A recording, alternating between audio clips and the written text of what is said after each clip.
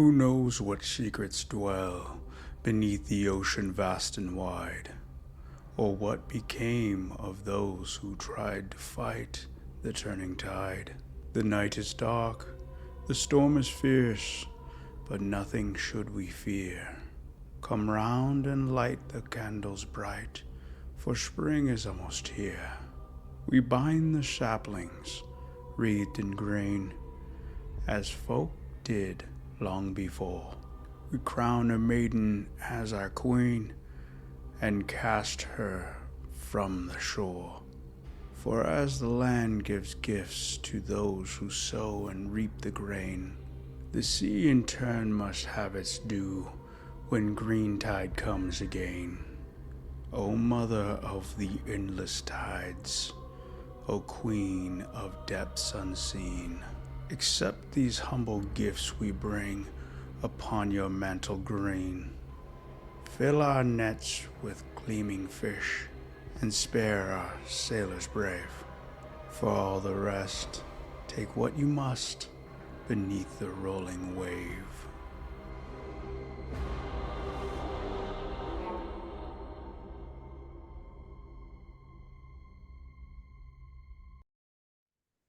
Hello and welcome to our last episode of Trophy Dark, Gifts of the Sea.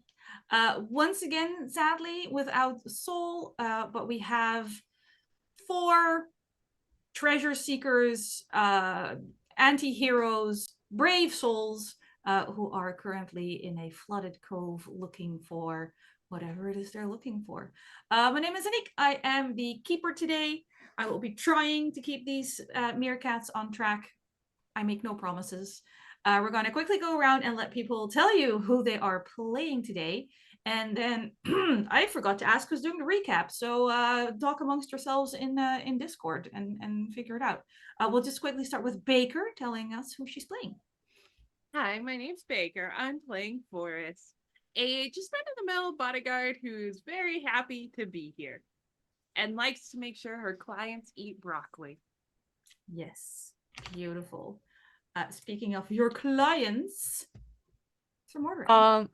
I'm playing. I'm Kai, and I'm playing Kai. Sir Mordarin. Yeah, I'm playing Sir Mordarin. He is having a great time getting over. Well, not getting over his ex-wife. He's already over her, and he's thriving. He's thriving so much, as evidenced by the fact that we're playing Trophy Dark. Yes. It was, absolutely not a messy breakup whatsoever. But everything worked out the way it should have. Yeah, so amicable. Exactly. Still friends. Kay. Hey, well, I am Kay, and I'm playing Burton. Burton is an artificer, treasure hunter, and certainly doesn't have any mommy or daddy issues. We've seen none of that. Burton uses he and they pronouns, and yeah, seems like everyone expects Burton to be the big bad. So I, for one, do not. Just general note for those of us who forgot to mention their pronouns like I did, they're also on the overlay both for us and our characters. Wild. Yes, hello, I'm Wild, and go by he, they pronouns, and I am playing Andre, the Demonologist artisan, who is totally fine, not covered in seaweed or floating through the air as if they're in the water. Totally not happening at all. Also, definitely no barnacles. Oh, definitely none of those. Yep, everything is fine. Beautiful. Wild was kind enough to offer to do the quick recap, so please go ahead. Yes, so from what I recall, we started out heading towards where we were to go to drop off the effigy after deciding quite swiftly, because Sir Mordarin just started heading towards it. The boat with the effigy is all we all boarded onto, and in heading out with the whole fleet, a massive whirlpool and storm started. I believe about half the fleet was possibly destroyed. We were almost caught in it. Sir Mordarin and was it Forrest showed that they may have some magic that protected us, saved us, allowed us to survive on a newly desolate island, which may be the island that has the treasure we are seeking. Andre found some supplies in the wreckage, which was then unjustly stolen from them by Forrest. It was a whole deal. Everyone agreed that Forrest was in the wrong, and so, that's fine. Then we all started walking along the beach. Andre swimming towards this cave that may or may not have this treasure, and in we went, and there we saw ourselves. Most of us, maybe a couple times, mostly dead, climbing towards a treasure, something like that. It's all gonna be fine. Something like that. It'll be fun. It'll be great. It'll be grand.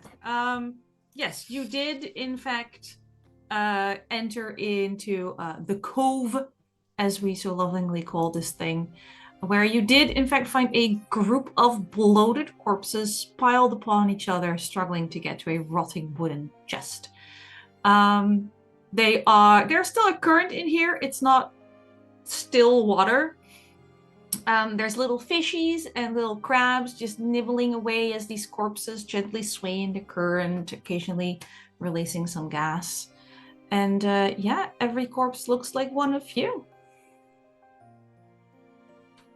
Wait, so clarifying, do all of the corpse piled on top of each other look like the person who's looking at them, or do they look like members of our group?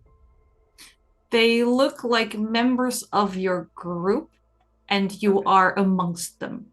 So like it's not like every single one of you sees a pile of yous.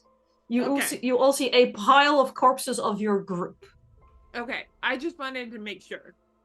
I understand.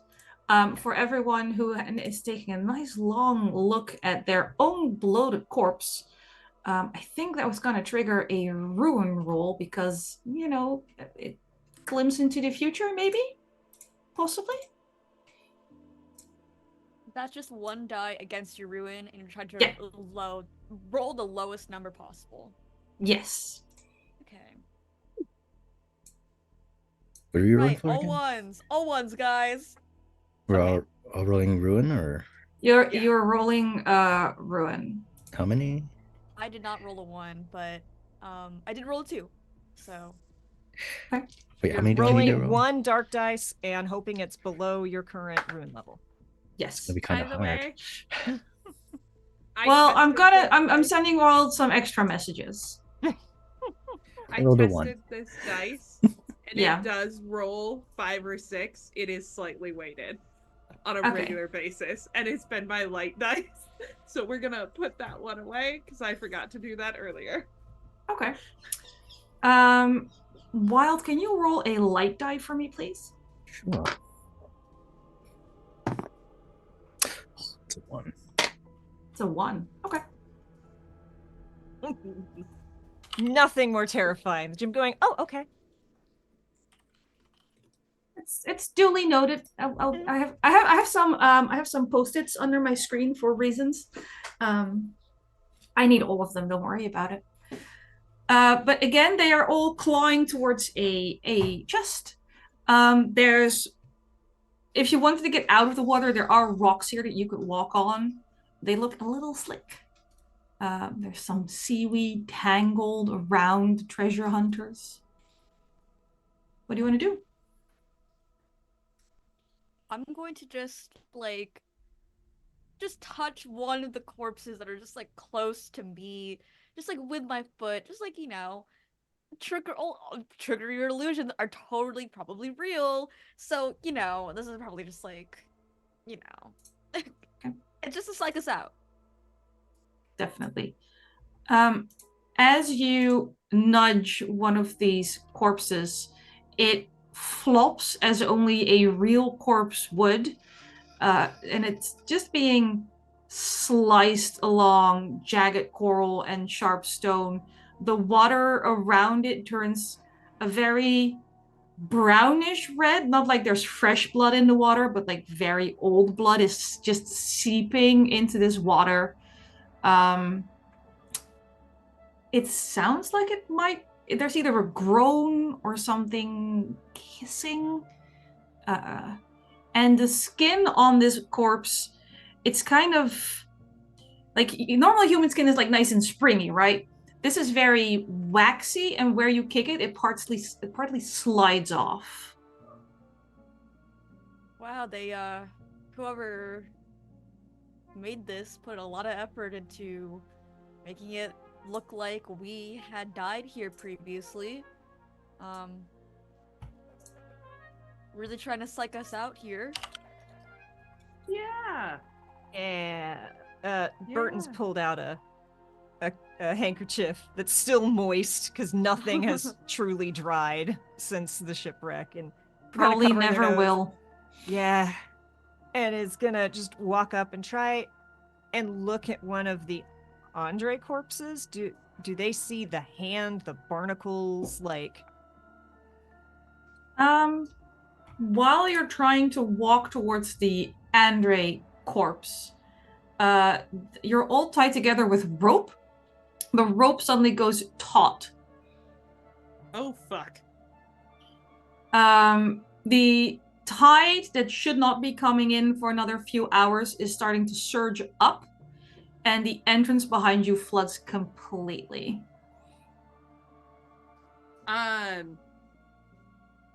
That wasn't supposed to happen. I will say, like, as someone that's been on ships and knows a lot about the tides, I promised you, like, this was not a miscalculation. I think this is just another thing to psych us out.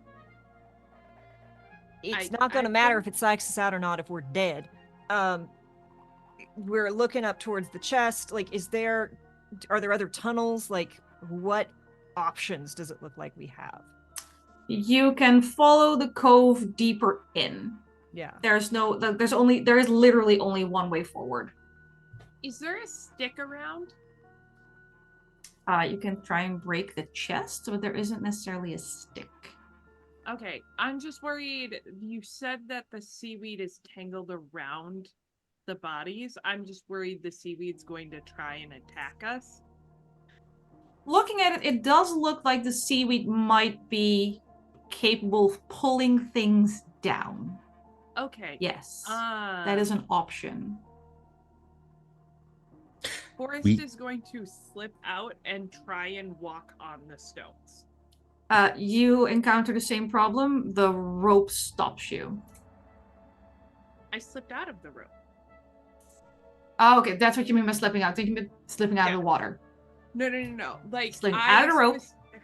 When you do water rescue, to explain, you specifically make it loose so that if someone starts to go down, you can slip them or yourself out of the rope to save yourself, because your life is not going to matter if you both are being drugged down by a current. Okay.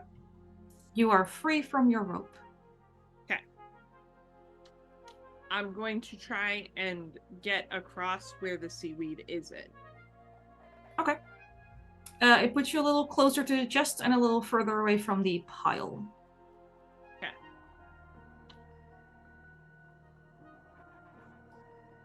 Yeah, I think Burton's gonna try and follow and is like tugging back against the rope. Like the dumbest game of tug of war. Yep. At this point, I'm gonna give it away a little. Only Burton and Mordarin are still on this rope. So as you're yanking, only Sir Mordarin is being pulled as well.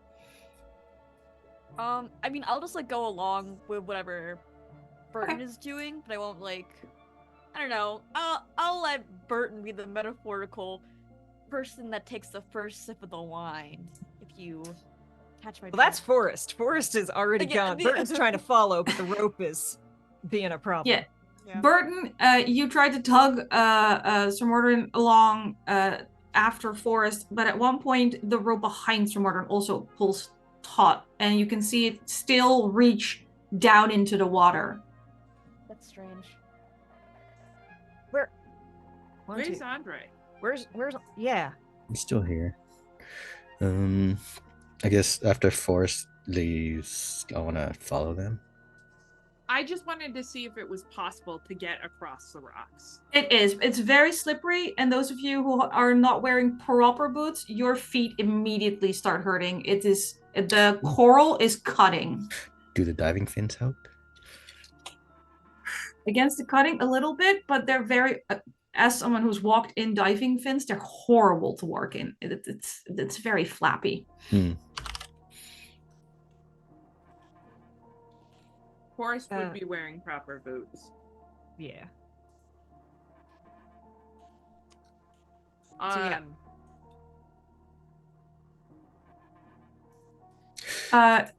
Behind you, where that entrance to the cove has flooded again, with that tide that should not have come in yet.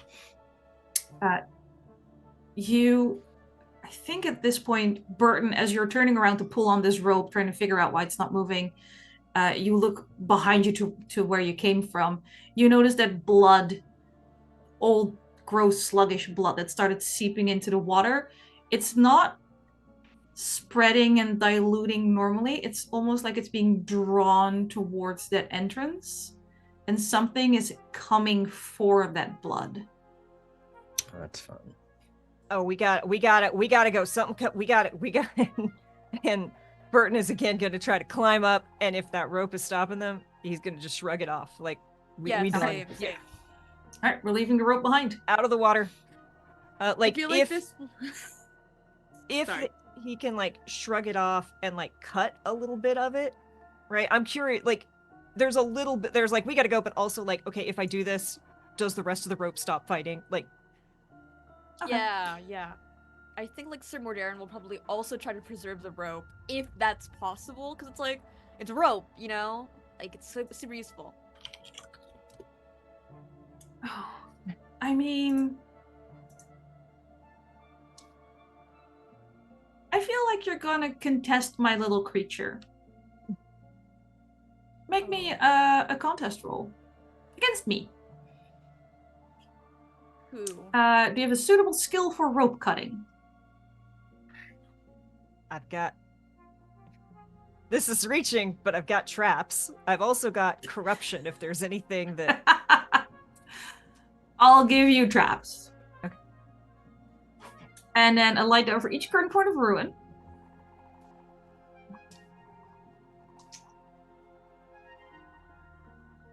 And I will spoiler alert you. It is a dangerous contest. You should probably grab a dark die. Yeah. And then as many dark dice as you're willing to risk. If you want to take a devil's bargain, Forrest can shout out what kind of knots they are. In exchange for... Because right now you're just offering assistance rather than a devil's bargain. Oh, I don't know how this works. Can I offer assistance by shouting out to Burton what type of knots I used? Yes, but I will add to that the way the help action works in Trophy Dark is that when you shout to help them, you add one light die to their roll. They have to Burton or Kay has to mark which one is the one you're giving them. If that one matches value with any of the dark dice they're rolling, Forrest gains a ruin. That's fine. I only have 2 ruin. Perfect. Okay. We've got a fun collection in this. Same.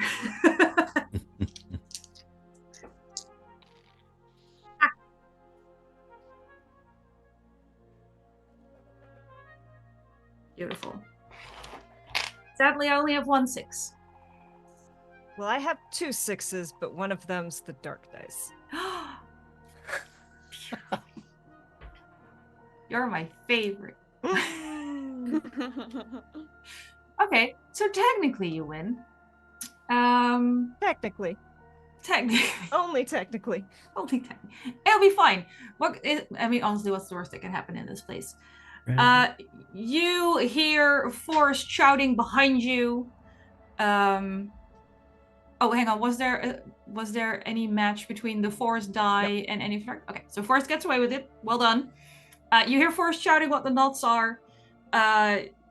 You manage to figure out what the best place is to cut this rather thick rope, so you can at least have some of it still with you. but you take a little long. And I would like you to tell me what underwater terror Burton sees. It's gonna be whatever scared you most when you heard stories as a child about the ocean. Oh, we all know I'm bringing out the sharkin. Yep. You summoned it. You did this to yourself. Absolutely. Every chance I get. Have you marked an additional ruin on your sheet? I have. Beautiful. In that case, can you roll me a random d6 as well? Well, that's a 6. Beautiful. I'm gonna send you a little message. Great. Don't worry about it. And What's the worst that Andre can happen?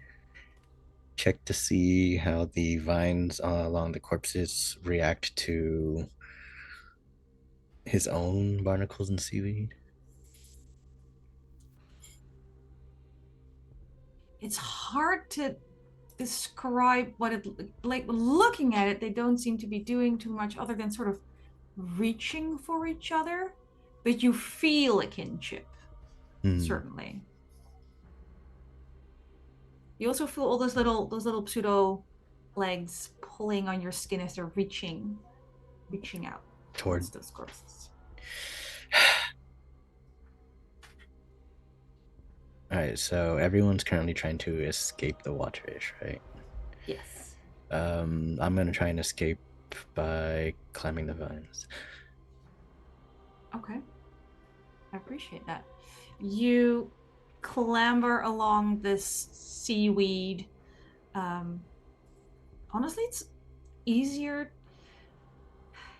It is easier to keep your footing on this because you're kind of like hand and footing it. Occasionally there's a squelching sound as you break through a rib cage somewhere. But at all points you can keep your hands firmly on this seaweed, and it's almost like the seaweed is like holding your hand back. Like it's supporting you in getting up. Yell to everyone, hey, it's fine. We can climb it. It's strong. I'm just picturing the snagging. It's more of a slithering, because in this case, the barnacles and the seaweed are friends. It might be snagging for you, but for Andre, it's the wicker just... hand. Oh yeah, no, that's actually very smooth, weirdly enough. Wrapped that. Part of the reason Andre is making it look very easy, almost buoyant, very at home in that environment. Again, until he like steps through a rib cage, or you know how bloated corpses can like release gases at random places. It's a weird collection of noises as he's climbing this. I won't do any ASMR, but most of you have enough imagination to know roughly what this sounds like, I think. Someone with no manners is eating a cucumber next to you. That does put Andre very close to that chest. I'll also probably climb up if he says it's safe. Then they're probably not gonna lie about it, you know? Like, it's probably safe. You reach out to the kelp, and where for Andre it felt as a welcoming handshake, for you you're being pulled, and rather than being pulled up, you're being pulled down. Okay, I'll just like, I don't know, like I'll just like, you know, do this, just like step back, respect the seaweed's boundaries, I guess. The seaweed is not respecting your boundaries, and it's trying to wrap around your wrists. Oh, well, I'll probably call out to Forrest. I think I'm a little bit of a problem. I'm in a little bit of a problem, and I'll definitely like wrestle my way out. Forrest is going to try and get over. Like, the second she starts seeing Sir Mordarin go towards the seaweed, she is going to try and get over to him and, like, cut the seaweed and, like, pull him out of the water. I'm picturing this super concerned mom of a toddler. No. Yeah, pretty that's what it is. She like runs over and goes, no, no, no, no, no, no, no, no, no. All right, you rush over and you start hacking at the seaweed. I'd say eventually you manage to get Sir Mordarin free, but you don't see any reduction in seaweed. That's fine. That's fine. I just like she takes Sir Mordarin's like face in her hands and goes, look at me, listening with eyes and ears. Uh-huh. If Andre can do it, we can. Say it with me. If Andre can do it, we can. Okay. Yes. Yeah. Good. Yay. Okay. Over there. Why? Because Andre has barnacles and like is clearly communing with I know, the but Tide why? Queen. I'm just so confused. Yeah. Well, Andre has a really special connection with the Tide Queen. How? And she really likes them, and we're gonna respect their connection and their love for each other and not try and do the things he does. I want to ask why again, but I don't think you'll like that. Well, I think that's a better question for Andre. I can't explain it all, and it's not really my business who he uses as a muse or what deals he makes. It's his choice and his life, and we respect that. But if he can do it, we can't. Hey, Forrest, I appreciate your keeping your boy in line here, but there's something coming. Y'all might want to get out of there. Yeah, I know. Over there. This is like her version of like panicking. She's just like short sentences, fast, move. It's giving like seeing your dog or your cat and saying, "What's in your mouth?" Oh yeah. As soon as you start trying to chew faster. What are you eating now? I think your ex. Oh, you were talking about people Andre had a special bond with, and you said the Tide Queen and Sir Mordarin's ex. I'm just putting it His out face there. did definitely like darken when he mentioned like whoever you like. It doesn't matter who their muse is, and it's like, oh yeah, I guess it doesn't. I'm Sigma. Congrats, I'm we killed Sigma. Baker. We've lost Baker. Oh, We well. killed her. Don't worry about it. She'll be fine. Eventually, she comes back up for air. Andre, you are like, oh, there's so many terrible things I want to say just to see if I can break Baker more, but I need to focus on the game we're actually playing. You are atop your proud pile of squelching bloated corpses that are actually being eaten by crabs. Your barnacles are thrilled. Your seaweed is communing. What do you want to do? Oh, you're at that chest, by the way. You can either, like, you can just go past it if you want to, or you can mess with it, whatever you want to do. Again, there's only one way further into the cove that Forrest had started to head into, but they have to run back for personal reasons. Right. Is the chest like open or is it like fully sealed? I mean, it's closed, but doesn't look locked. I want to see what's in it. Beautiful. Do you want to know publicly what's in it, or do you want a private message on what's in it? Let's keep it private for now. All right, beautiful. Baker, welcome back. Feel free to keep scolding Sir Mordarin while I type some things to Wild.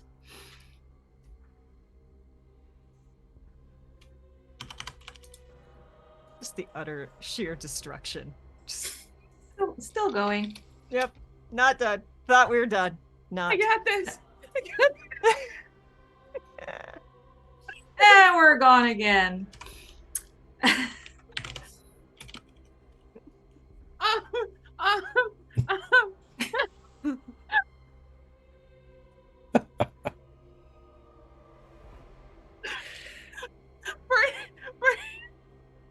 Burton, what do you think the best plan of action is? You should talk. You should talk. Just talk. course. What happened to your voice? I don't understand. I think we should get the heck out of here. We can. Do we have the rope still? Do you have the rope? We can try to. I climb got up. some rope. It is unclear how much rope I have, Okay. but I have rope. I am Some rope, yes. getting the heck out of the water because Sharkin is coming. Mhm. Oh, did you tell us a Sharkin was coming?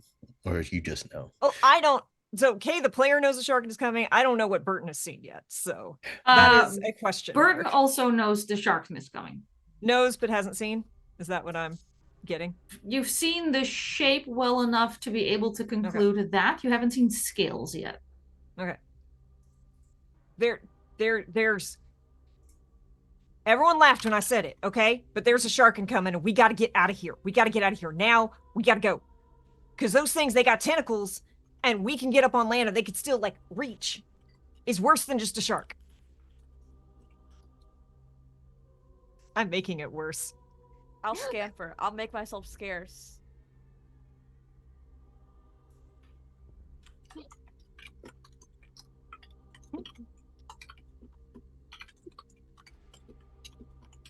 Okay, so Ready? Look, I just sent a bunch of stuff to Wild. I'm waiting to see how Andre deals with what I send him. so everyone is Stop looking at Baker. starting to head towards the cove or the exit or the actual cove part, right? The safe-ish part. Yes. Um, Skittering along rocks, adding more blood to the water because they're cutting their feet open. No, just a little bit more. Occasionally slipping, putting a hand on the ground to try and get balance. Bet you missed those gloves you gave him, Sir Mordarin. Yeah. I'm dealing. You know, we're all gonna thrive. I think, like, you know, put our hands in the middle. 3, 2, 1, survive. You know, we got this. I'm going to. Why do I feel like that makes you have to make a ruin roll? That is awful. Yes, I will happily roll ruin. Please do, because that's mental warfare on a whole nother level. You know, we're all just like we're all in this together. Yeah. Hashtag survive and thrive. This is the face of a man that's surviving. He's not. Hashtag hydrated in my cove. Oh, I rolled a 1 on the Mitski dice. Thank you, singer, songwriter, indie pop artist Mitski, for giving me the 1.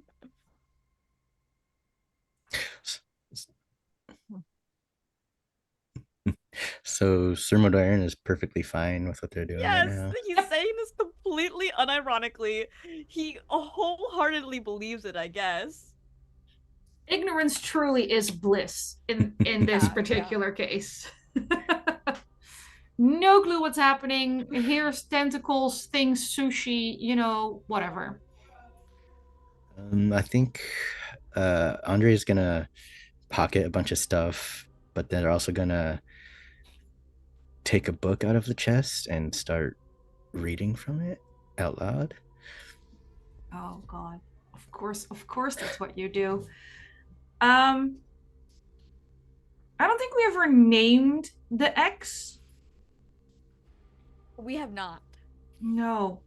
You don't need her name to know instantly that the passage Andre is reading is describing what you thought was one of the finer dates you had ever planned for her. But from her point of view, total shit. Why? Why would she want to go do this for you for 2 hours? Why did you ever think she was interested in it? It is the Am I the Asshole post from her perspective. In waterlogged journal form. Where'd you get that? What are you reading? What is this? You're still down below and I'm up high, right? Mm-hmm. I'm probably like, do I hear it? I'm probably gonna call up. I'm assuming it's echoey. Andre is reading with a carrying voice and sort of echoey. Yeah, it's an echoey chamber. Mm-hmm. I will project my voice and say, where are you reading this? What's happening? What about this situation makes any of y'all think this is story time? I found a journal in the chest. I'm pretty sure it's part of the treasure we might be seeking. Why Wait, would it? what? Did you find a gem? No, not no gem. Andre, would you please bring the chest up with you? Or anything that's in it? Let's see. What can I give you to make you Throw do the journal this? down. Throw the book down. I want to see it. Is above or below us? I think everyone is We're all below. below. Or, Yeah. so, Yeah, I it's don't know what the. water level, rock level, and then Andre clambered over every dead corpse with barnacles and seaweed to come like above your rock level, and then further up is the rest of the cove. So you're Okay. all like Burton, Mordarin, and Forrest are just out of the water on the rocks, and Andre is above you, looking So- down upon you, So if there's like a literally peak, and metaphorically. a peak to this mountain. You're on it. You're Okay. that's what I was trying not to set Baker off again, but I was thinking Pride Rock, Hmm. and you're holding the book like you're presenting Simba, Yes. but then it's yeah. Hold So it together, Baker. I waited until you were done. Right. My abs hurt already. Fine, laughing is a valid stress response. Don't worry about it. so I'm going to.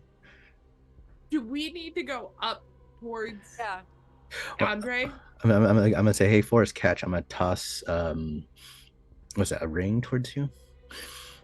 Yep. Oh goodness. What? It looks to be Do I need your to wedding roll to ring. catch it? Yeah, My you can wedding catch ring? it. It's easy enough. It's a wedding ring. I thought he was wearing my wedding ring. This one doesn't have the barnacle for the gem. It's just your Oh. actual wedding ring. It looks a little more tarnished, like it's been under the water for a decade. Oh, But no barnacle. okay. Well, I put it on. Fits perfectly. Okay. Are Look, you just gonna thank stand you. there?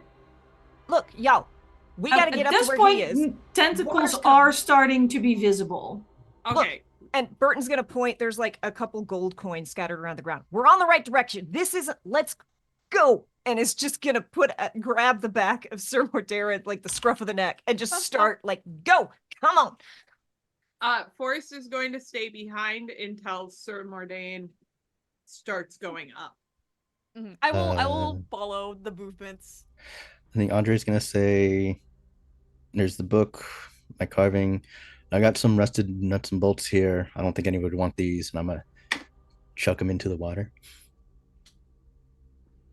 Oh my Burton just God. stands and stares, and just the wheels turning. Oh my God.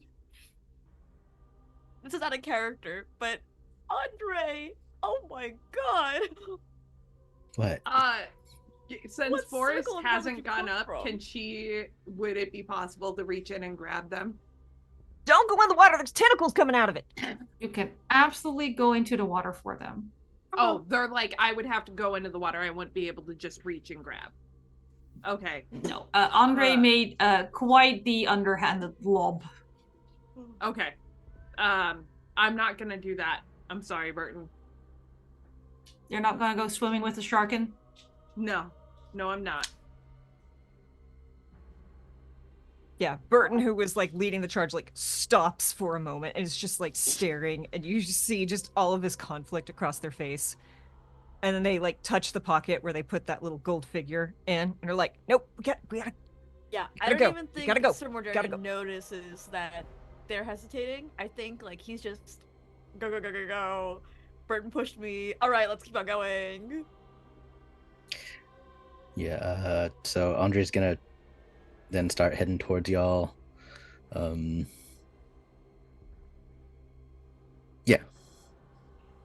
Yeah, you're joining. Yeah, I'm joining the group. And we're all pushing further in? I think as we start moving along, Burton's gonna be like, okay, let's keep going. And then he's gonna see everyone start going, and he's going to stop and do a little ritual to have a little bit of backup, just to linger behind us and just make sure we have a little bit of insurance should we need it. That's that is a choice of words. Okay.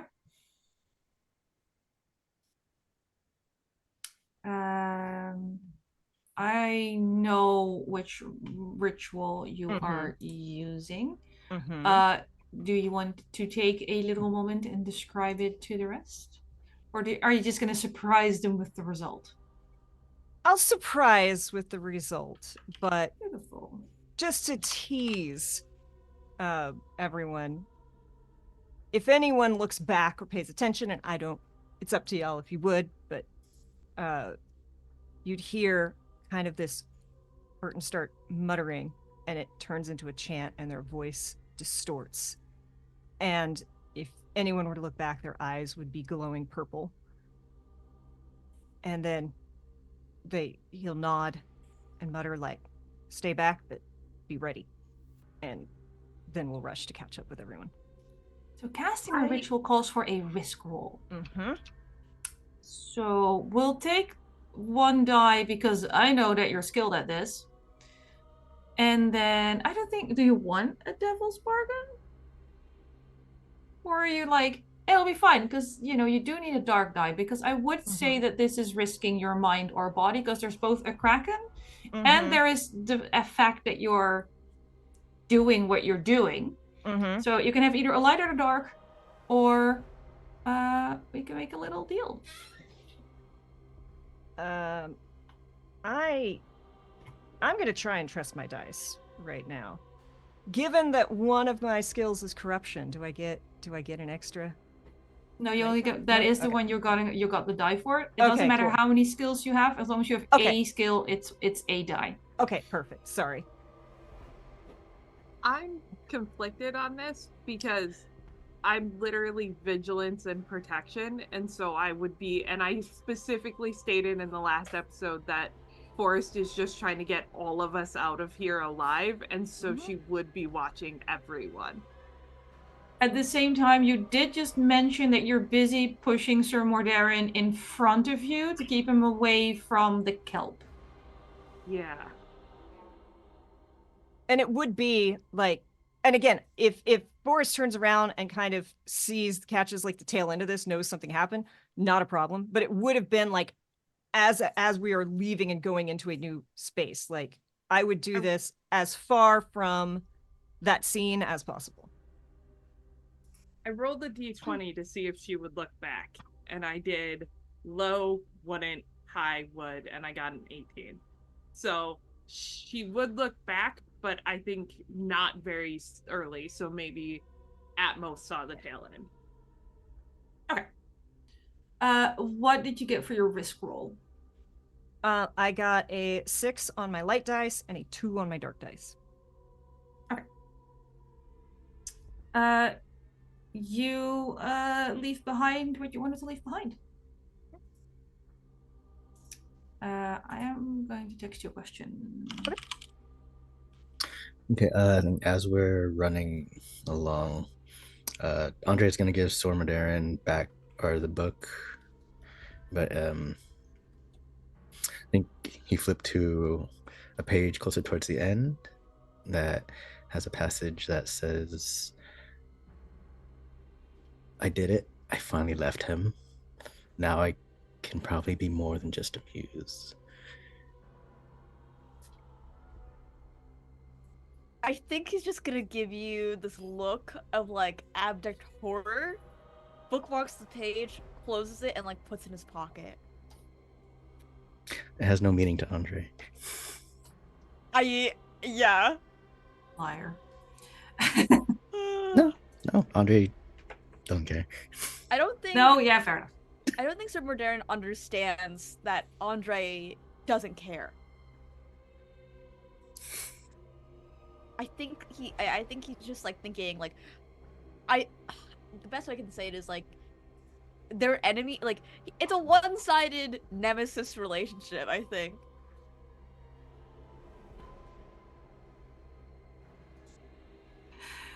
You're my nemesis. I'm sorry, who are you?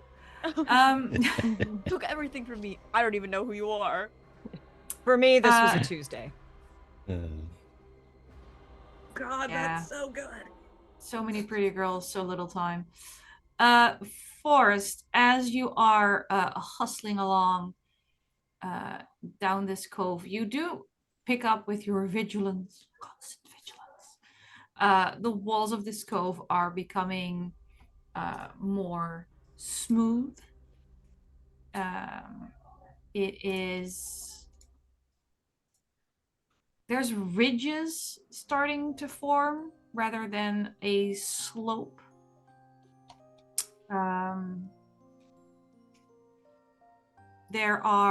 It's still wet on the ground, but there's little tide pools everywhere. So clearly the tide still comes up to this point. There's little tide pools with little colorful shells. Burton would also notice them like glinting because there's also little semi-precious stones at the bottoms of these tide pools. Just tiny little fake gems.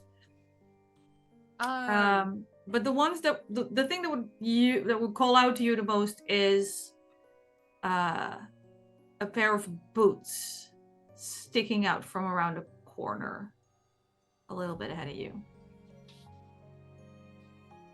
Before I go investigate that, does Eva need to take out her headphones?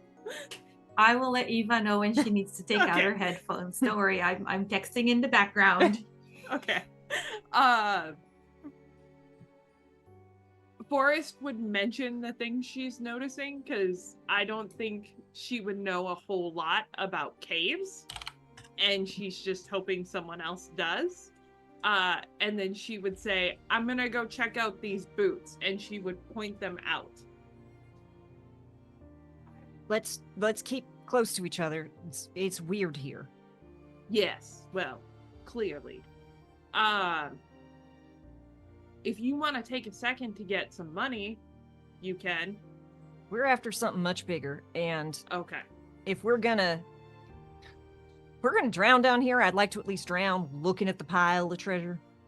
That's valid. That's valid. I'm gonna go check out those boots. Okay. It is a pair of boots, overgrown, just completely overgrown as you get closer with barnacles. Kelsoprese, I know.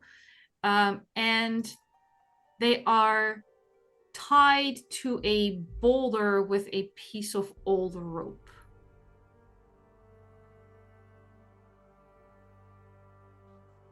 And you can roll ruin as soon as Forrest figures out what that means.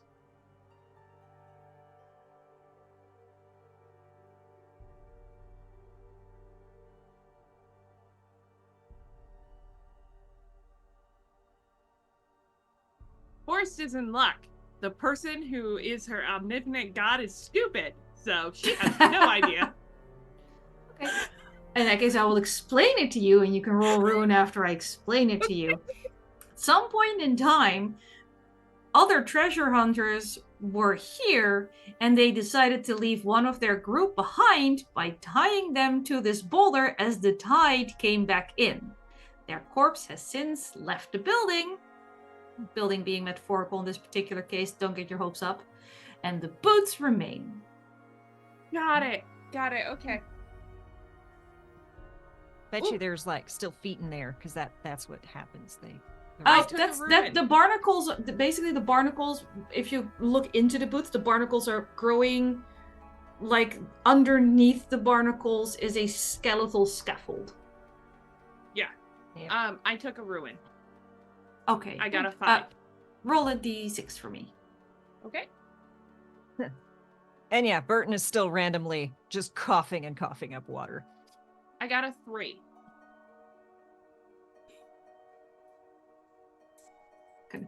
Gonna send you a little message. Oh, this one couldn't have gone to a nicer person.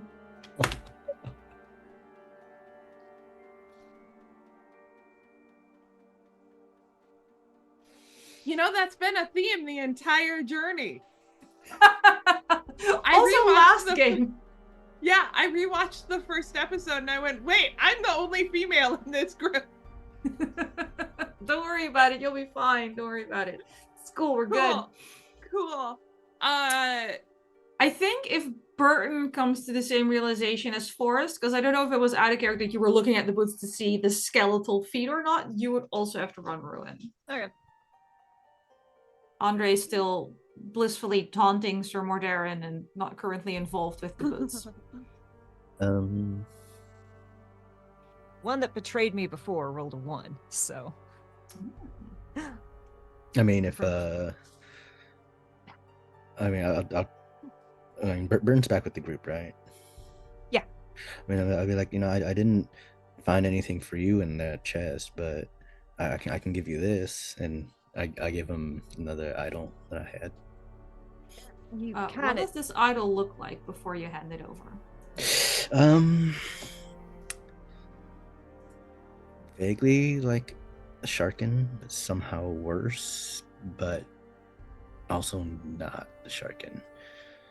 It's kind of like, if you look at it in a certain light, it's definitely the Sharkin, but it's also maybe more tentacle or more teeth than shark or kraken, or it's weird and odd, and like it's kind of one of those things where you kind of have to do a double take every time you look at it. That's like, is holding it at a distance is like, that's mighty kind. Like, and it is the absolute thanks, I hate it, but in the polite Southern way. What is wrong with you? Like, legitimately, what is wrong with you? Is it in character or out of character? This is in character. Yeah. I think like Burton elbows Forrest and is like, your boy just grew a spine. I don't like that. I don't know what you mean, Sir Mordarin. We're walking and talking, walk and talk, fight and talk, and hands on backs pushing. Yes.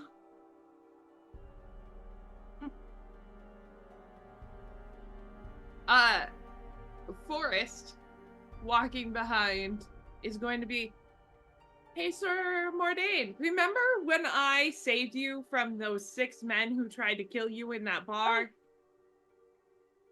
Yeah, and I feel like I could fight 7 of them right now. Yeah, well, I'm proud of you. That's growth. But remember who saved you so many times before. It just... Are you bothered? Isn't this just... Oh no, I'm super bothered by everything that's happening. I just want you to remember who protects you from broccoli and men who try to kill you. I And think he'll just like... Burton Yeah, he'll grunt in like in a consenting, like, okay, I get it way, like, okay, cool. Mom. Cool. Burton, Andre, remember who respected your boundaries. You did steal my stuff. I stole your stuff for good reason. Don't go there. I protected every other thing that you needed protected. We're not. There is no reason for us to be fighting right now. Go. We have to book it. If any of you sacrifice me, I will kill you all. What? I'm just saying. Was that in the cards? Tie me to a rock and I will kill you. I think Burton's the only one with rope right now. Yeah, it takes the rope and hands it to Forrest. Like, Forrest look, like takes like 3 steps back. if I give it to you, I can't use it, yeah? That's valid. Give me the rope. Yeah.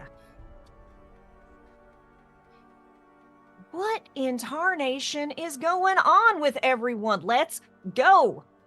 Yeah. Walking and accusing. Forrest These- is holding onto that rope for dear life.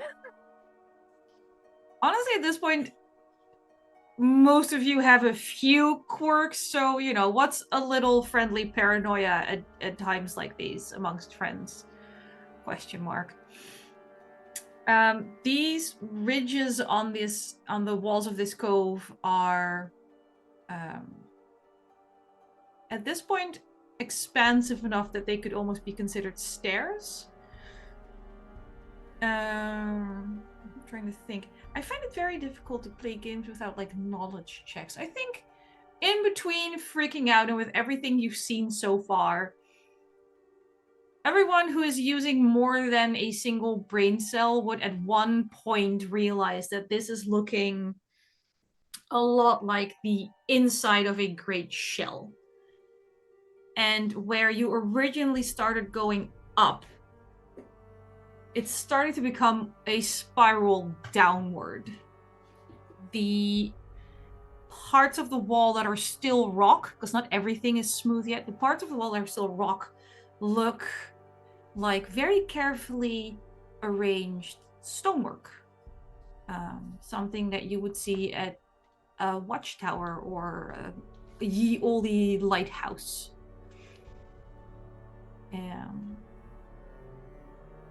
It's pretty dry here right now, which might also be upsetting to some of you for reasons.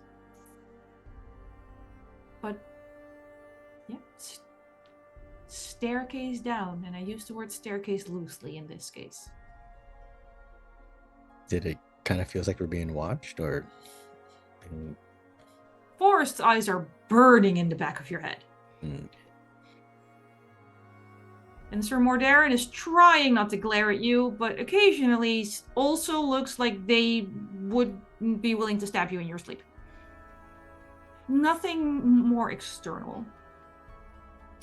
Right. For some unknown reason, I feel like I should just very quickly just keep heading and walking. Just keep walking. Just keep walking. Just like the staircase change at all as I venture down, or? You start to see a soft glow coming from below. Sounds like daylight to me. What type of glow? Is it yellowish, whitish? Yellowish. Yellowish? Anyone else concerned? I know we're all concerned, but anyone else concerned? Well, I mean, it's not like we can go back. There's flooded waters and a shark. Can a shark get on land? I don't know if God, I wish Teeth was here. Could have sworn you I'm said thinking it all did. out. I'm showing everything out right now. I'm thinking. I don't quite remember, but we did. Part of Artificer was we had a lot of schooling, and I think we learned that some of these critters have an air pocket in their shell to keep them floating. So maybe if we get far enough in, we'll be safe from the tide. I don't know if that's true or if we can't go back. Have to go forward. I mean, it seems pretty dry here. Maybe it just tide can't reach up in here. Wait, how are you doing with your barnacles? Barnacles prefer to be wet. Are you okay? That's a good question. It's unpleasant. Hmm. Your barnacles aren't great. Also don't know if Kai is showing it, but Kai also doesn't enjoy not being in the water. So it's you're a very stressed little group right now. Yeah, so my arm is in pain. Yes, I think in and your general, wicker hand is starting to it's starting to creak almost. I think Mordarin is taking everything in with a 3, 2, 1 survive, and it's just it's all happening and none of it's happening. We love a disassociating adventurer. Yeah, Mhm. yeah. Burton just coughs water, so everyone can feel a little better. Come here with your arm. Actually, Yeah. It is seawater. It is seawater. Do we Okay, do we want to do a huddle where we just tell each other what's going on in our brains? No. No. What's going No. on in my brain is I want to get out of here, and we Yeah, can't let's go go back. down. But it like if did Andre out loud say that his arm was hurting? Like I'm visibly like cradling it, like like someone who's just like it got smashed or something, or like it's just. You don't have any water skin. When you have to cough, just tell Andre so you can cough on his arm. I that would a like to thing be you coughed want? on too. Can you cough on me as well? I mean, it's Wait, not my what's wrong thing. with you? Wait, what but- the hell? What's No. wrong with you? No, nothing. It's just, I don't know, like, You're the fanciest, most particular person I've ever met, and you want You're me to just- cough on you? you're just kind of stuffy in here. I think just like adding some new air would be like kind of nice. Forrest is going to start searching Mordarin. As in, pat down, visual inspection. I need more details. As in, like, a visual inspection going, what's wrong with you? You're supposed to tell me when things change. What did you do? I enthusiastically consent to being physically pat down if that is what Forrest would do. Like, she clear just sheer panic. Because as much as she, like, gives shit to Sir Mordain, he's probably her favorite employer. Oh, poor 'Cause, like- Forrest. Oh god. He's The like, bar, oh, God. the bar is in hell. Yeah. Yeah. Oh jeez. She's like, he's an asshole, but oh my god, he's not actively trying to be. What is happening? The true femme experience. He pays me so well, I can't lose this paycheck. I get PTO. I have dental. He's obnoxious, but he keeps his hands to himself. I can't lose this gig. Yeah, no, that's essentially what it is. She just starts panicking. Oh god, put 5 gig workers in one call and see everyone have PTSD. I'm like, oh, this is the games industry all over again. I need to go sit down. I shouldn't laugh at that. I'm so sorry. But yes, does she find anything? Does she? Okay. Let me just like. Let me just check my DMs real quick. Yeah, I don't think so, but I'm pretty sure.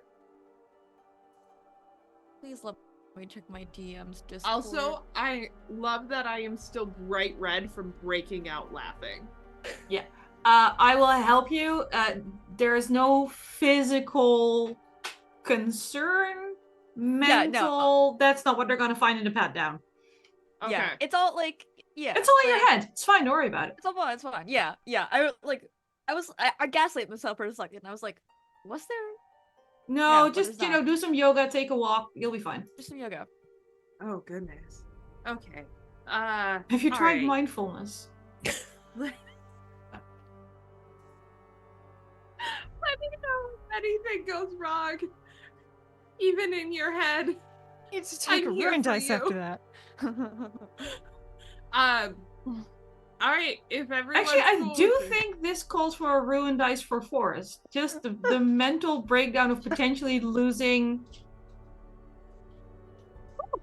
I got a 3, which is exactly where I am. Okay. Cool. Let's Okay. we all Okay. want to move forward. Let's move forward. You cough on either one of them. This is. It's weird. I like most of y'all, but y'all's the strangest bunch I've ever been You want to know adventuring what? with. It's like Vegas. What happens in Vegas stays in Vegas. We're not gonna tell people what happens in the cave. What's a Vegas? Go. We're going. Vegas City, the capital of wherever we are. Whatever happens in the cove stays in the cove.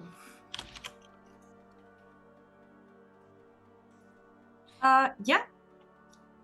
For my mental picture, who is like, what's the walking order? Assuming you're like, You could walk two abreast, but not comfortably. I think Andre was taking the lead just because all the daggers being stared into their back. Looking for water. Forrest will take the back and be listening for anything coming up behind them. Burton will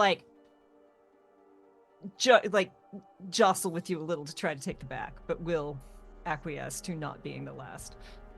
Forrest is like, does this have anything to do with the purple eyes I saw earlier? I didn't hear what you were doing. I didn't look. Not my business. You are allowed. I have my own type of magic. Does this have anything to do with that? Maybe just a bit. All right. I'm not gonna be far, but I'll let you go behind me. Call her if you need help. We should know if anything's coming up after. Okay. I'll be the most staring daggers-ist person behind Andre. Who is basking in it. So we have Burton, Forrest, Mordarin, Andre. From back to front. Yes. Yeah. Okay. Again, it's currently more of a spiral down, like the twist of the inside of a shell. Burton, you're the first one to notice this because you're at the back. But more and more water is trickling around your feet. Sir Mordarin, good news! Water is coming. You will not be on dry land for much longer. Burton, you hear a rush of water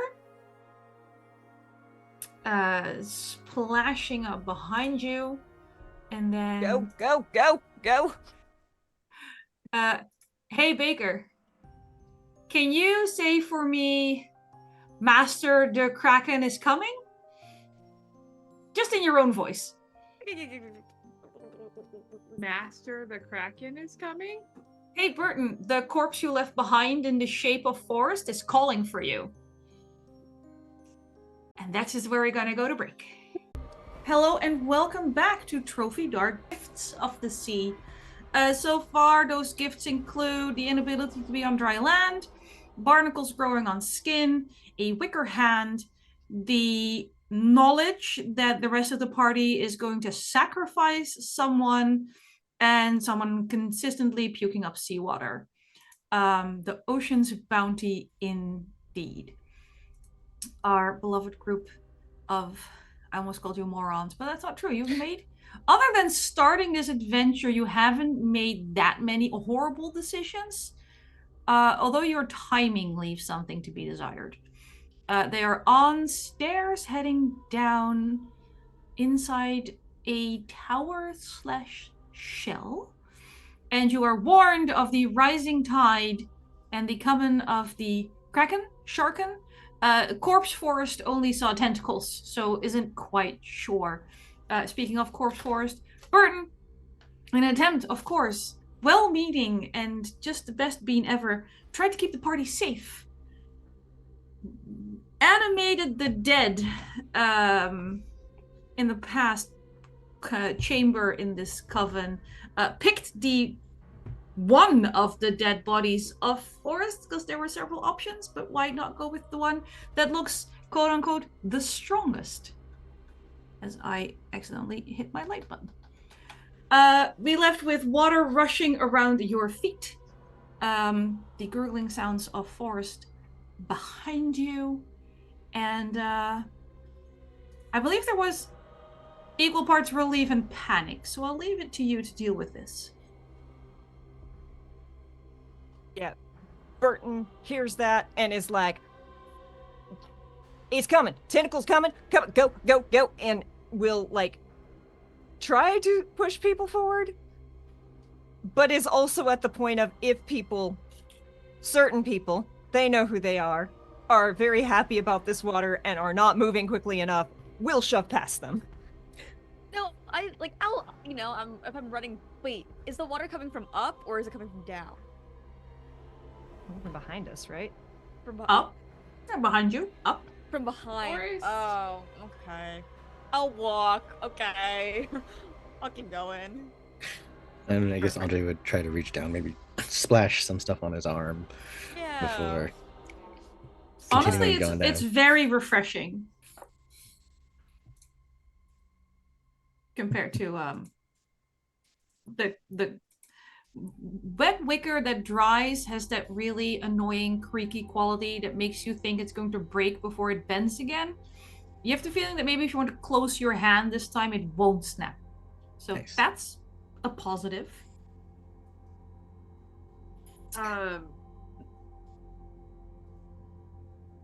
Wait, when the leather gloves, like if he filled it with water, wouldn't they like help keep the water in? Depends on the He leather. never stated that he kept his hand actively down to keep all the water in. In fact, he was cradling it up to keep Okay. because there's also barnacles that Mm. were dehydrating. Well, I'm just wondering if like because the leather was wet, would that have kept it somewhat wet? Drying leather actually shrinks, so that it would have made everything worse. Though That's dry, right. again, nothing in here is truly ever dry. Okay. If Sir Mordain is not moving fast enough, Forrest is just gonna be like, remember how we got out of that party where your ex got really drunk and got up on the table? Page 76. Remember the throw over and we ran? You're muted. You're Wait. muted somewhere. That's weird. Huh. Now Oh, we there hear we you. go. Okay, give me a second. Let me turn up the gain. I think it's good. Got it?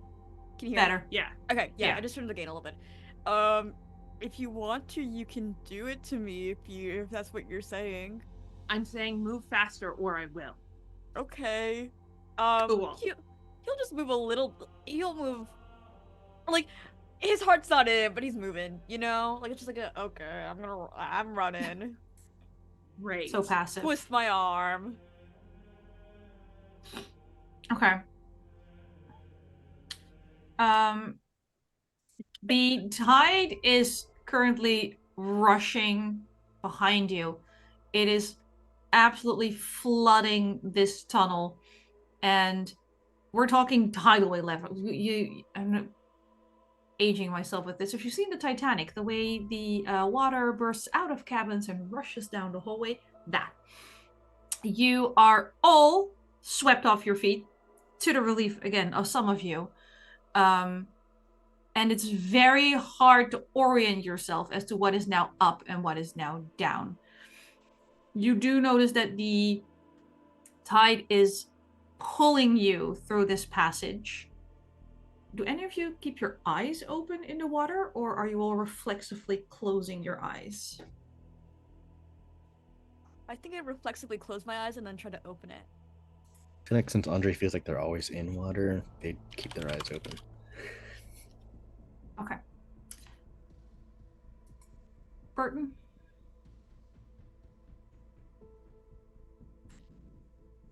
As you are being pulled through this passage, you would see branches and driftwood and coins.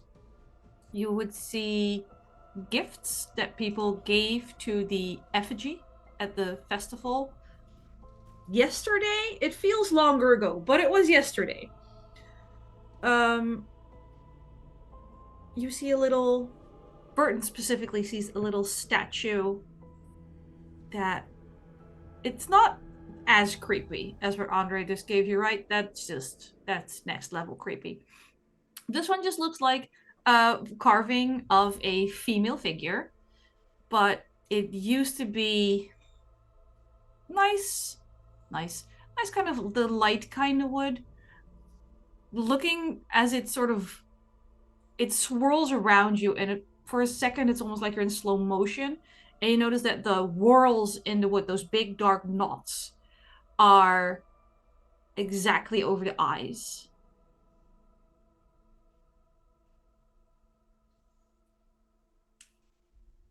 Does it look like anyone? Sure does. How big is it? hard to tell. Probably about the size of your fist. All right. Assuming Burton doesn't have like little kid hands. No, Burton's actually got fairly big hands. You had the big working artificer hands. Yeah. Farm kid. Yeah, I think he's gonna reach out, try and grab it. Just being swirled around. Okay. Just out of instinct. As soon as you touch it, your mind floods with the memory of the last time you saw marks like that on your mother's face. And I want you to make a ruin roll. Mama Burton. Not gonna go well. It's a 5 and I have 4. All right, mark a ruin. Mm-mm.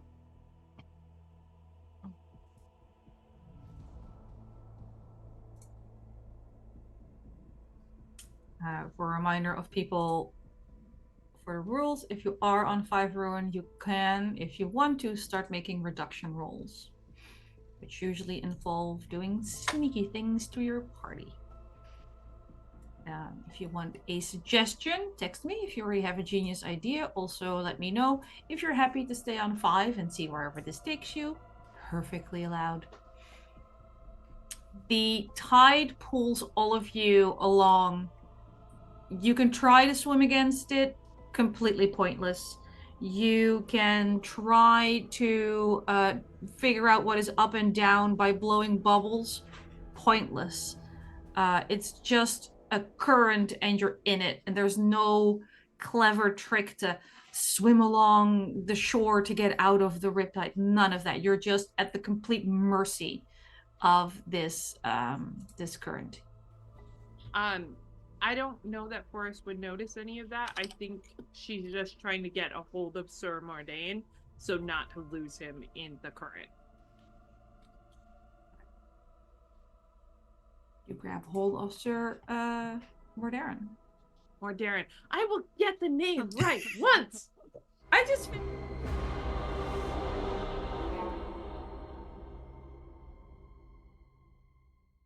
Proven that she does respect. The curving steps open into this submerged chamber, which I don't know if any of your characters have been in a place like this, but your players would recognize this as the top floor, the pinnacle of a lighthouse. At the center of this, you see a incredibly tall woman sitting, resting on a nest of bones and splintered pieces of wood that must have come from ships. They're still shaped like bows and prows. Her body is just undulating with the current. It's almost like her body is constantly forming and reforming in patterns of corals and shells and like a school of fish scales. Her hair, I'm personally incredibly envious. Bright seaweed, purple and green. I have to make do with purple hair. Her eyes are pearlescent.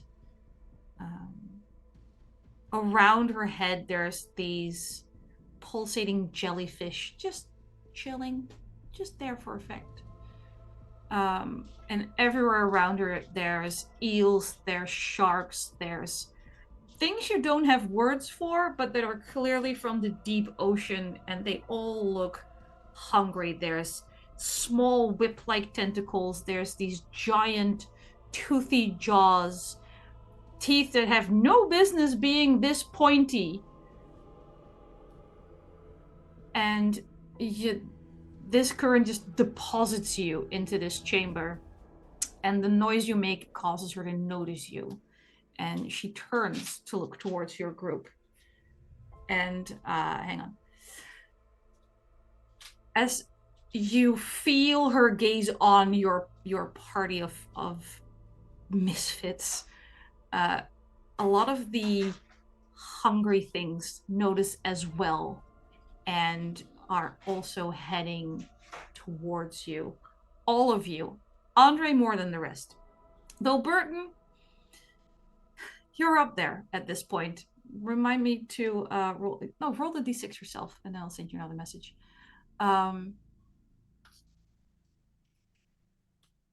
Whatever is still left of you. Again, the blissful ignorance of Sir Mordarin paying off here. The other three, as she looks up on you, something in your mind is willing to unravel and flit about like a school of fish. And I want everyone who is on 4 or more ruin to tell me, as this being looks upon you, what is within you that you want to hold on to? What is truly left of you? What are you worth still?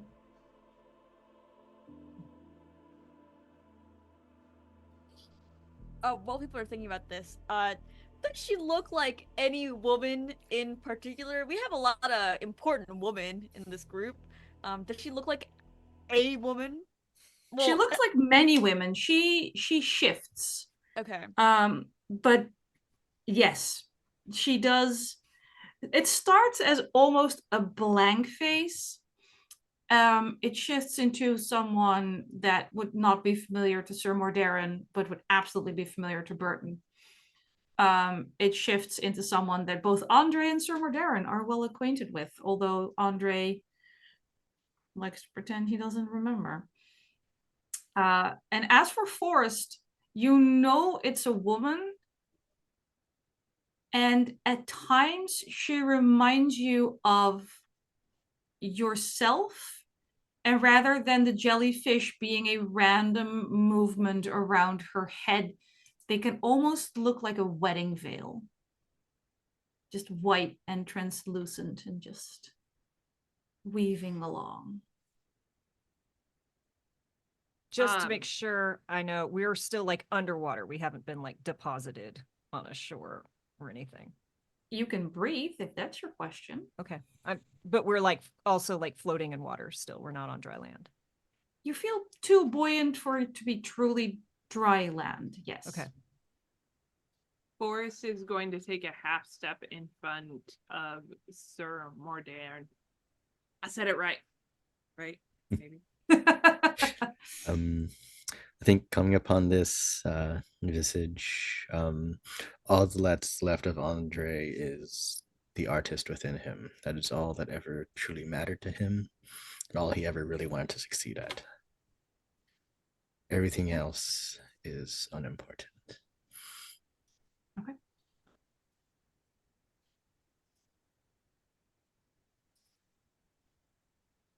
You're muted. Oh, nope. Zoom's just being a prick. Remember, kids, never let Zoom autocorrect your audio levels. Even with it, even without that, it wants to be a jerk. All that is left of Burton is the thing that has been driving him, which is just to get her out of that, even if she won't save herself.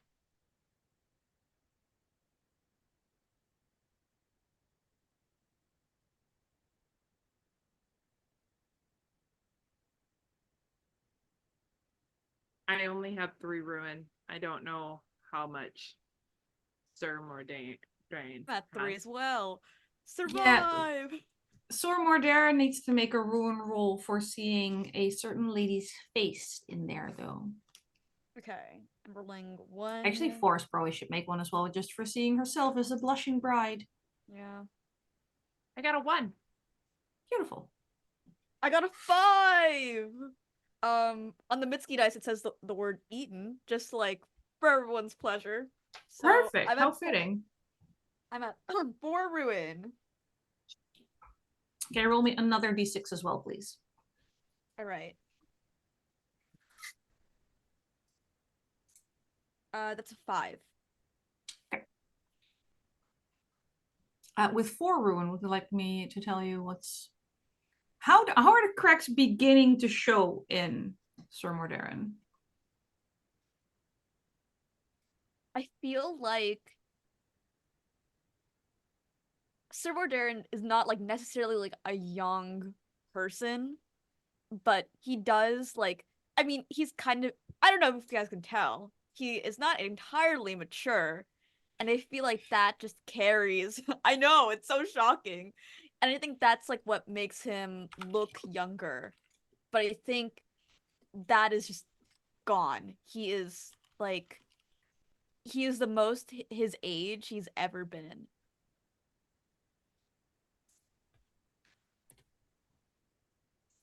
Okay. You have another small issue currently coming in for you. Yeah.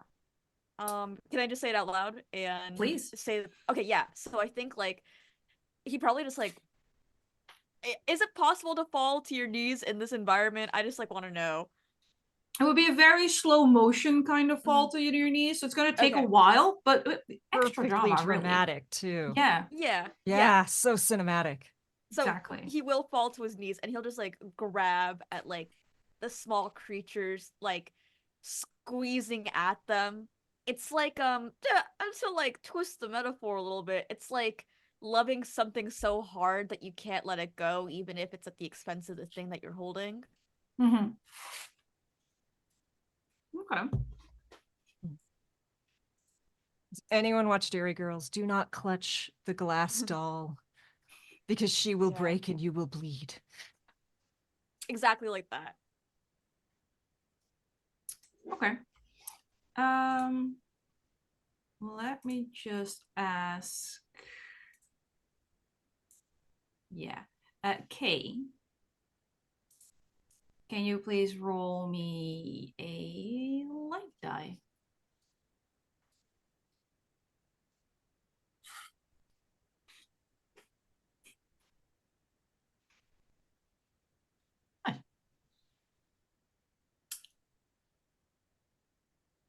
How badly do you want this to succeed? Let me ask you that. Right now, it's okay if it doesn't. Okay. Might and it be an attempt again later if things get more dire, but right now it's like Yeah. And I guess you think you have a moment, but just as you're making whatever move it is you're making, something in the tide or in the current shifts, and you feel the moment pass you by. You abort your attempt before it goes wrong, and things get very, very messy. I think Forrest kind of seeing Sir Mordain like lose it a little bit.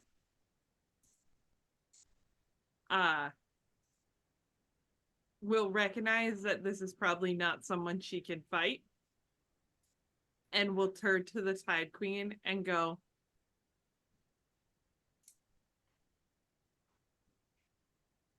Your Majesty, we've met before. And we're here now. What? Why?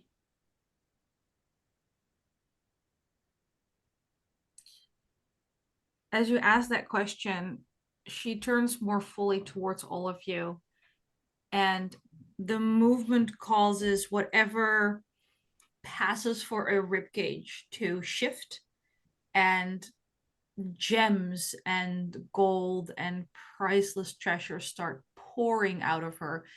Unlike everything you found so far, these are not tarnished at all. Everything is as good as new. There is this big sparkling green gem. There's this beautiful red gem. There is more money than even Sir Mordarin knows how to shake a stick at. Her voice, you don't see a mouth move. You just hear a voice just murmuring through the water. Not a big booming voice, but more melancholy, as she says to you, since the beginning, every gift has come with another demand. Every effigy, an empty husk as pitiful as the prayers attached to it. She forms hands and arms that weren't there before. They're all bits of flotsam and of fish and of teeth and of ribs and of kelp, honestly. And in her hands are things that you want, things that you need. There is a gem, Burton, that calls to you. Andre, for you, it's not physical treasure, it's a promise, right? It is art again.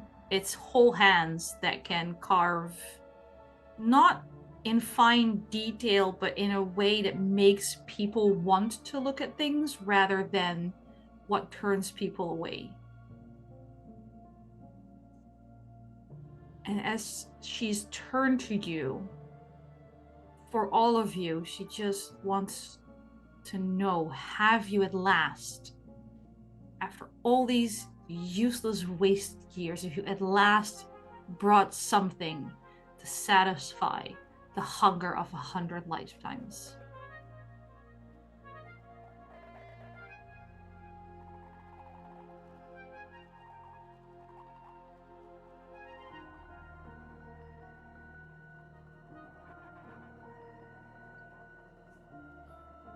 I'm going to ask what the player knows to be a very foolish question.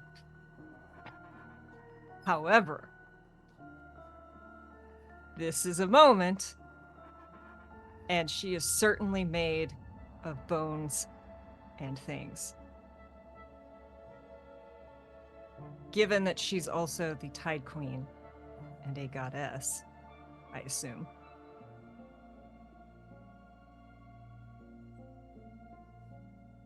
Could I use my ghoul ritual to try and give her some kind of life so that she can leave and satisfy that hunger herself?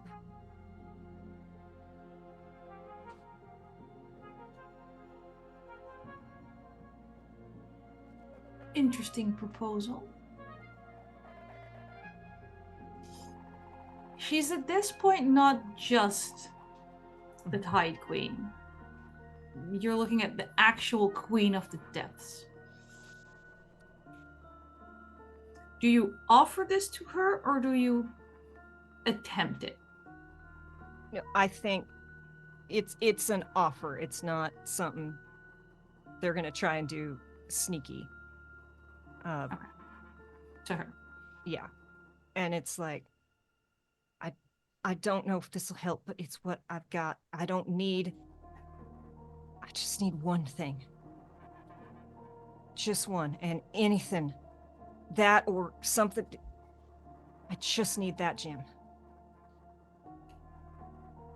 You feel her take this all in, and her looking at you feels like a heavy weight. It feels like water pushing down on you. But she releases you and simply asks, what does the rest offer? I think Andre is going to step forward. He's going to be like, I am but a lowly artist. All I can offer is what I can present to the outside world. I have been told stories of how you have no longer been given the praise you deserve. What is obvious to the magnificence of the visage before me, you are obviously someone who is more powerful, more beautiful, more worthy of anyone I've ever used as a muse before. I can try to bring you forward to those on land, those who are too prideful, to have too much ego to know that you truly do control the waters. and that you can take what you deserve, but you do not always.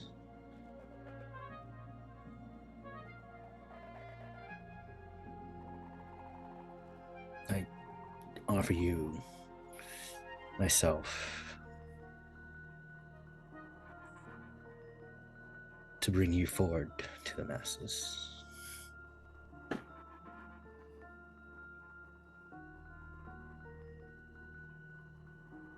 Sir Mordarin is also still on his knees. He is probably too far gone to say it, but he's also offering himself. And his devotion. Whatever that also means.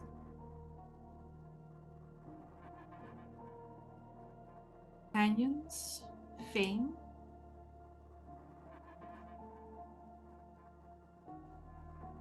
power. And you?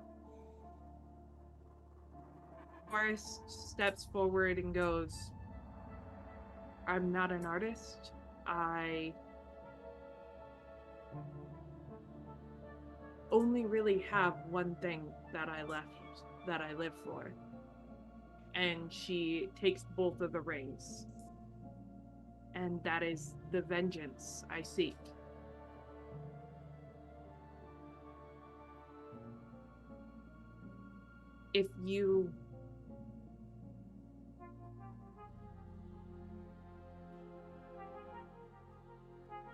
If what I gave was not good enough, then I'll stay here. I'll protect you.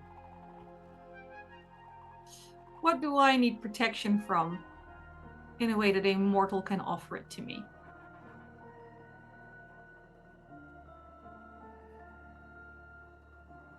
Do better.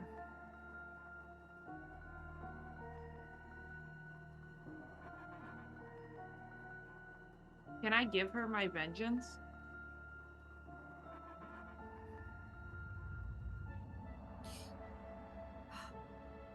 A bargain, perhaps.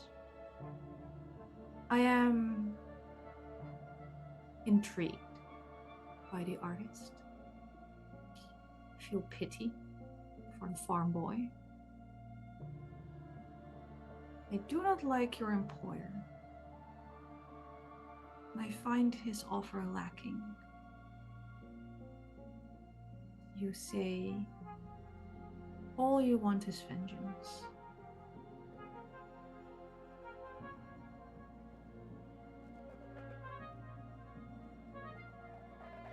Would you make a sacrifice in my name of someone you have sworn loyalty to? An oath broken. Now that is a gift.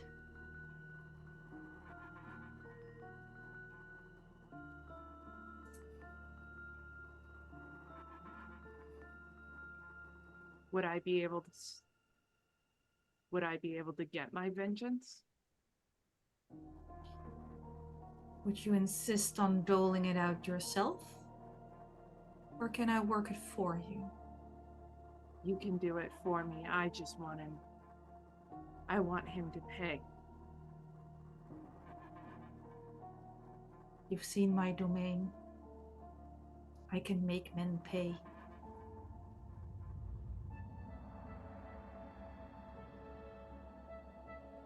And Forrest steps away from Sir Mordain and walks back.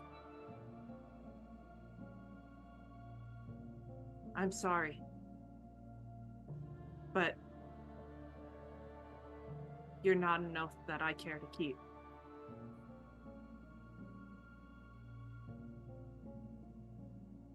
I think he gives you this look in his eyes, and it's like,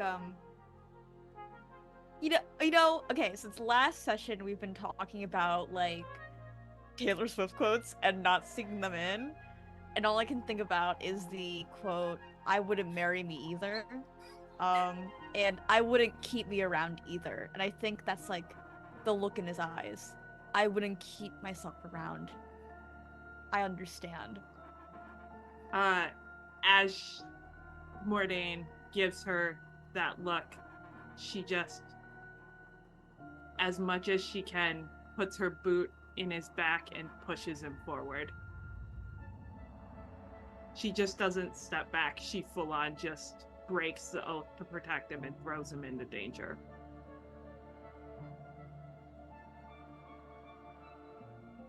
Throw forward into the swirls of hungry things of the deep. Yep. Beautiful. You know what? This is a cooperative game. Baker, would you like to narrate how Sir Mordarin gets torn apart? Sure. I think as Forrest kicks him forward, the first thing that comes forward is one of the is like a blue octopus that are known to, when they sting you, cause extreme pain. And as the other animals come in to just take bits, not huge chunks, but bits out of him slowly, he's screaming in pain. And as this is happening, Forrest is just standing there, completely blank. She doesn't care. I think a current hits Burton's greatcoat right at this point, and that statue of the muse comes floating out.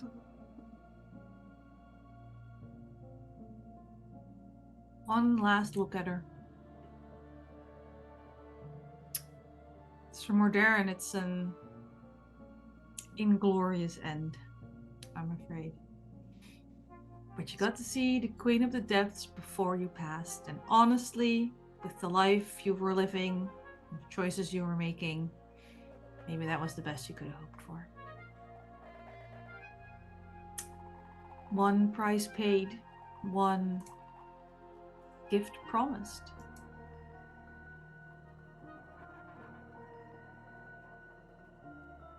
Seems to have a new servant. Do enjoy the sting of betrayal when I'm not at the other end of it. Would the other two like to amend their offers?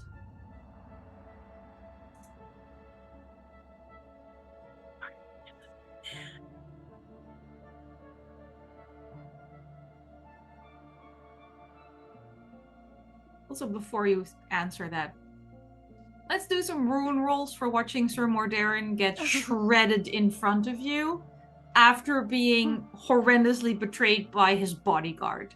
I also think it's so funny that he was the one that's like, 3, 2, 1, survive! Survive! And he's the first one dead. First to go. I also find it very fitting that the person who's like, they're going to betray me at the end of this, sacrifices someone else. Freaking Cole's Andre coming from with, inside the house. Andre's been on 5 rune for how long and is just... He's just vibing. Yep. 4 under 5. Very fitting. I do 4. not get a ruin after I did that. Look, you made your choices. 4 into 4. I'm a very bad mom of the group.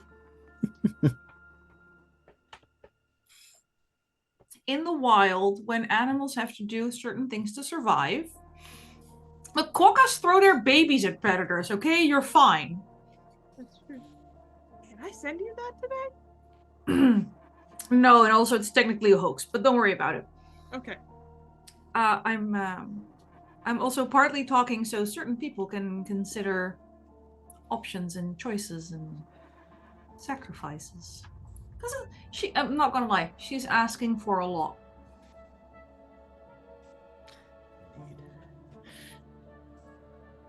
The only What's funny is problem, this is just kind of like a Hunger Games in which everyone just sacrifices each other until one person's just left standing. Last person floating wins.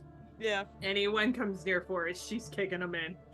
I mean, very fittingly and metaphorically, somewhere up in that chamber, that giant octopus that briefly freed a tentacle to attack Sir Mordarin is fighting a crab in what is basically a death match. So, fitting. Also, the book suggests playing whale song while you're doing this, and no. We are not listening to whale song right now. It's not a spa day. I think the issue with Andre is that being an artist is all they know how to do, so they are not going to amend their offer. Okay.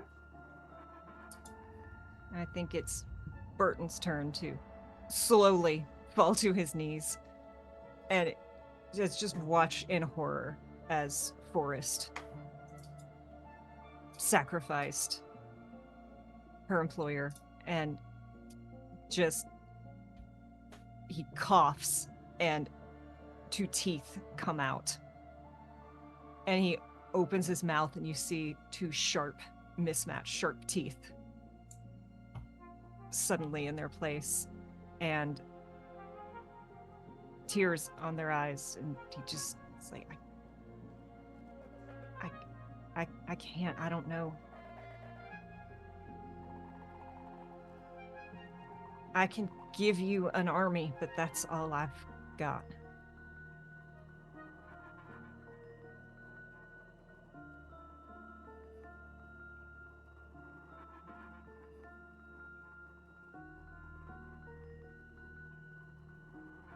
An army of dead things.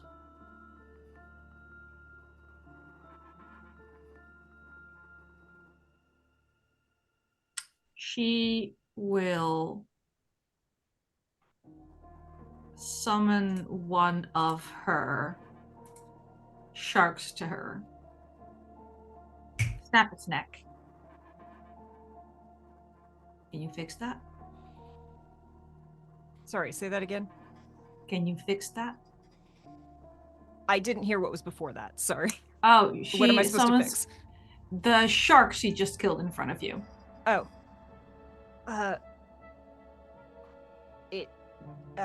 And they're gonna try to cast their ritual. They're gonna... I don't think he's ever done it on an animal before. Solid But- one way to find out moment. Exactly. And is going to try. Starts whispering. You hear his voice start to distort. It's even more creepy, kind of with the underwater resonance. The eyes go purple, and still kneeling is gonna try. Okay. I'm here, dice. Oh, come on. I'm not using the one that screwed me last time I cast this. Oh, it'll be fine. What could 5 possibly on go the- wrong? 5 on the light, 3 on the dark. Okay.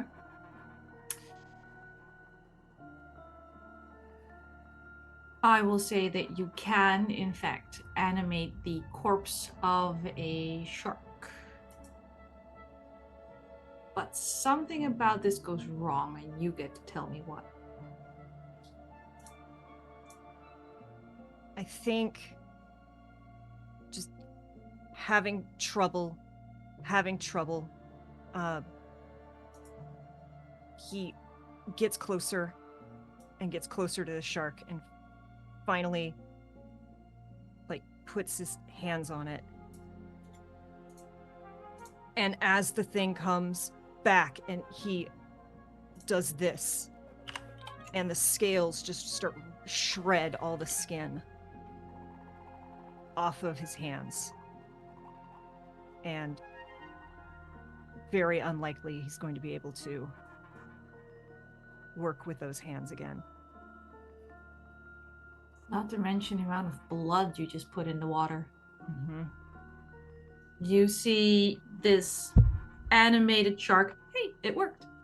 You can animate sharks, apparently.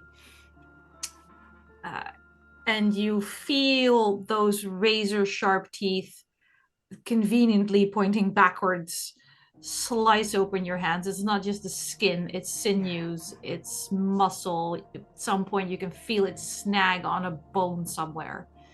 There is a cloud of red around you, and a lot of these smaller creatures start nipping in your direction. You get the feeling that Taikui is controlling them, keeping them at bay, but they're seconds away from a complete feeding frenzy. He sneers, and you see these teeth that are very similar to that shark's teeth. Tries to push back and get away just out of instinct.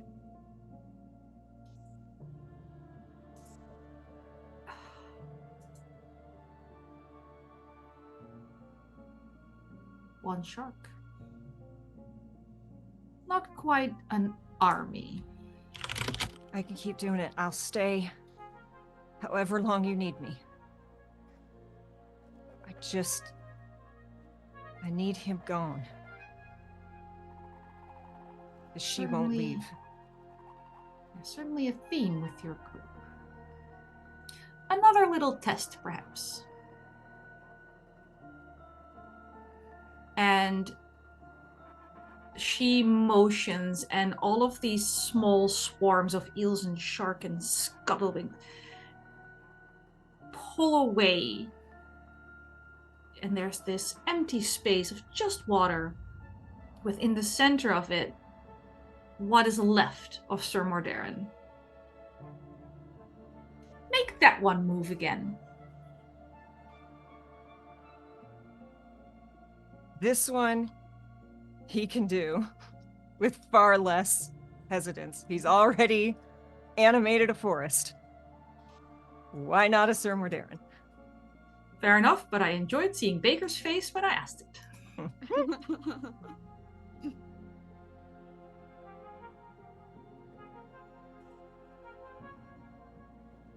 They're both ones.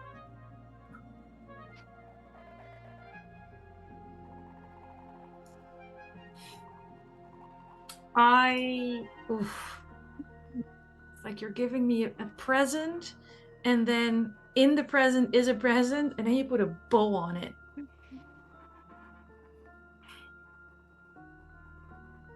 You begin your ritual. Your eyes glow purple. You whisper under your breath, Burton, you know you can do this. You just reanimated Forrest. Sure, Sir Mordarin is a little more skeletal than bloated after everything ate him, but you know, it's just another body. Spell works beautifully. Sir Mordarin starts moving again. Right towards you. And Sir Mordarin, again, shredded, eaten. The Tide Queen got a little creative with what she put in that bubble to make it Sir Mordarin. It's not entirely Sir Mordarin. Sir Mordarin has the same teeth you're sporting. They're faster than they were before they went down, and they are coming for your throat. I'll actually let Kai describe how you take down, how the ghoul version of you takes down Burton. Because double ones on 5 ruin, I'm sorry, that's a killing blow. Mm-hmm. Yeah. Mm-hmm. I think what happens is it's like trying to defeat a zombie in the apocalypse, but it's like you don't have new weapons. You're like you don't have anything to defend yourself with, but of course, like if a body is going to try to fight against Burton, I bet that Burton would fight back. And I think like they wrestle essentially, and it looks like Burton's going to win at sometimes it looks like that the corpse of Sir Mordarin is going to, and then just as it's like you don't know who's gonna win, I think Sir Mordarin just takes Burton down back to where Sir Mordarin came from. Trail of the bloody hands behind. Oh yeah. I just love the sentence, the corpse of Sir Mordarin is going to. Okay. Magic also asks a price.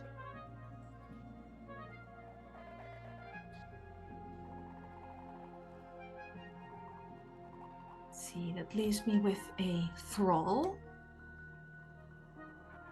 and an artist.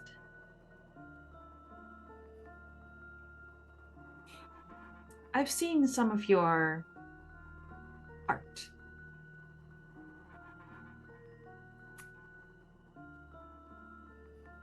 It has a certain magic already around it.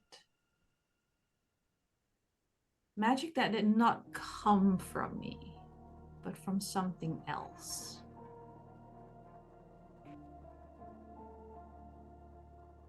What kind of deals have you struck in the past?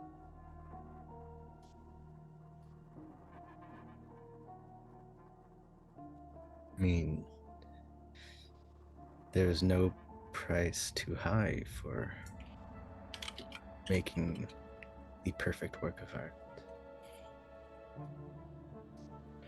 And yet, I haven't achieved it yet.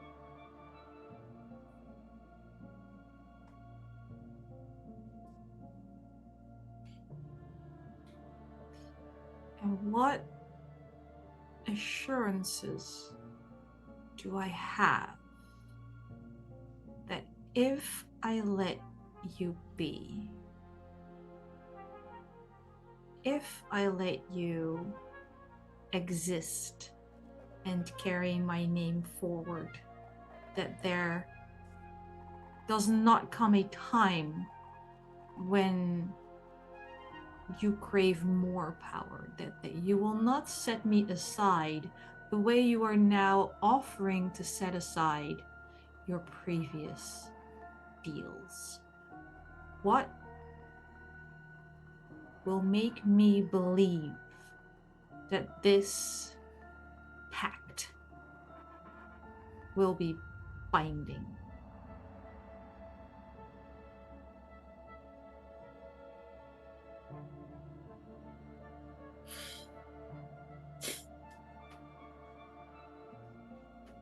I can promise that there shall be no other muse other than you. And any potential future and even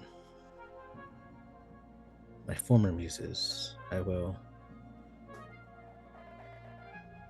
offer them up to you.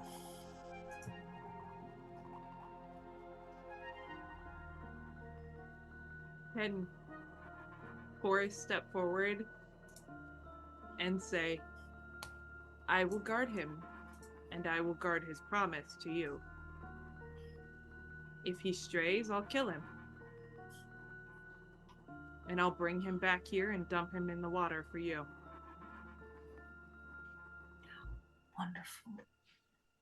An artist and their caretaker.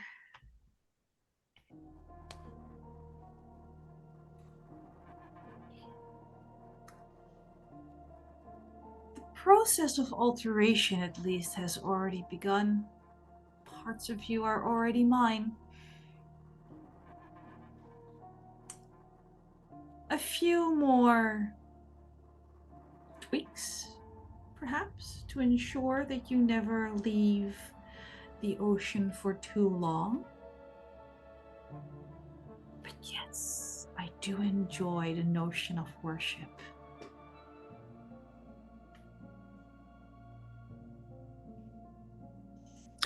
In fact, I was told of a ritual of old from the village we came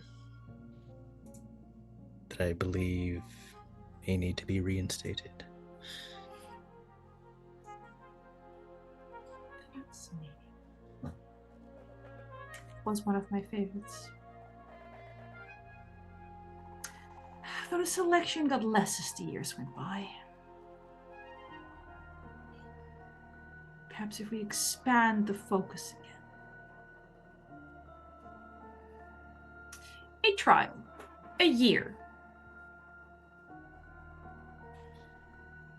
I want more people to sing my praises.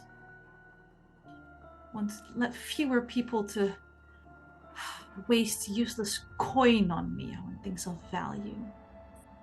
I need people to understand again.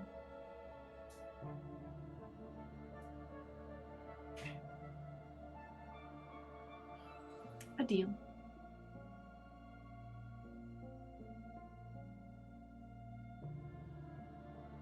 I do want your muses down here with me when you're done with them. All of them.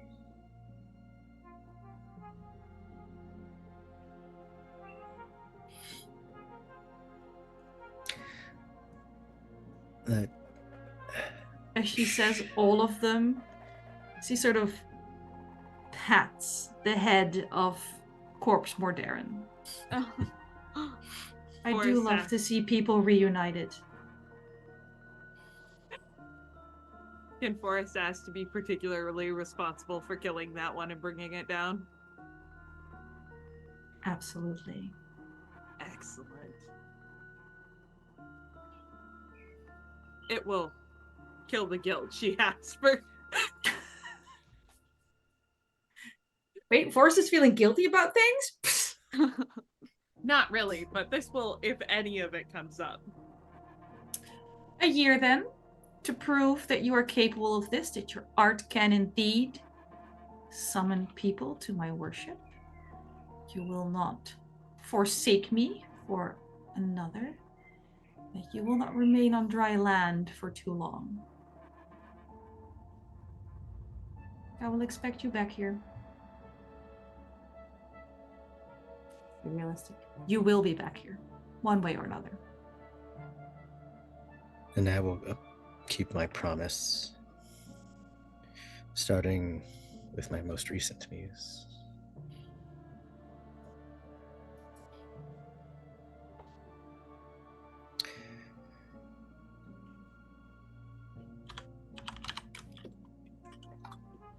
I shall deliver them to you the way your old offerings have been delivered. Yes, I left them a few ships. Can we also sacrifice men? Does it always have to be women? I, for one, prefer them, but gender is not as important to me as the worth they have to someone else. Someone who will not be missed is of no value to me. Someone who leaves behind a lot of mourners, a lot of grief. Those are the ones I want.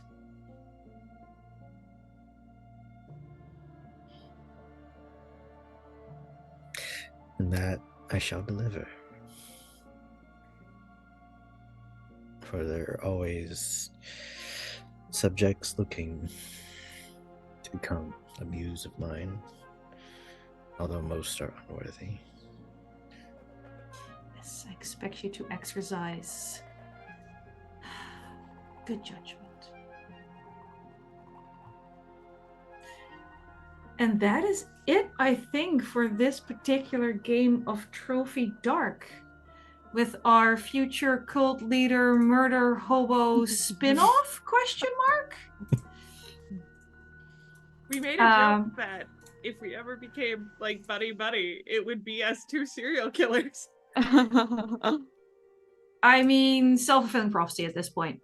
Yep.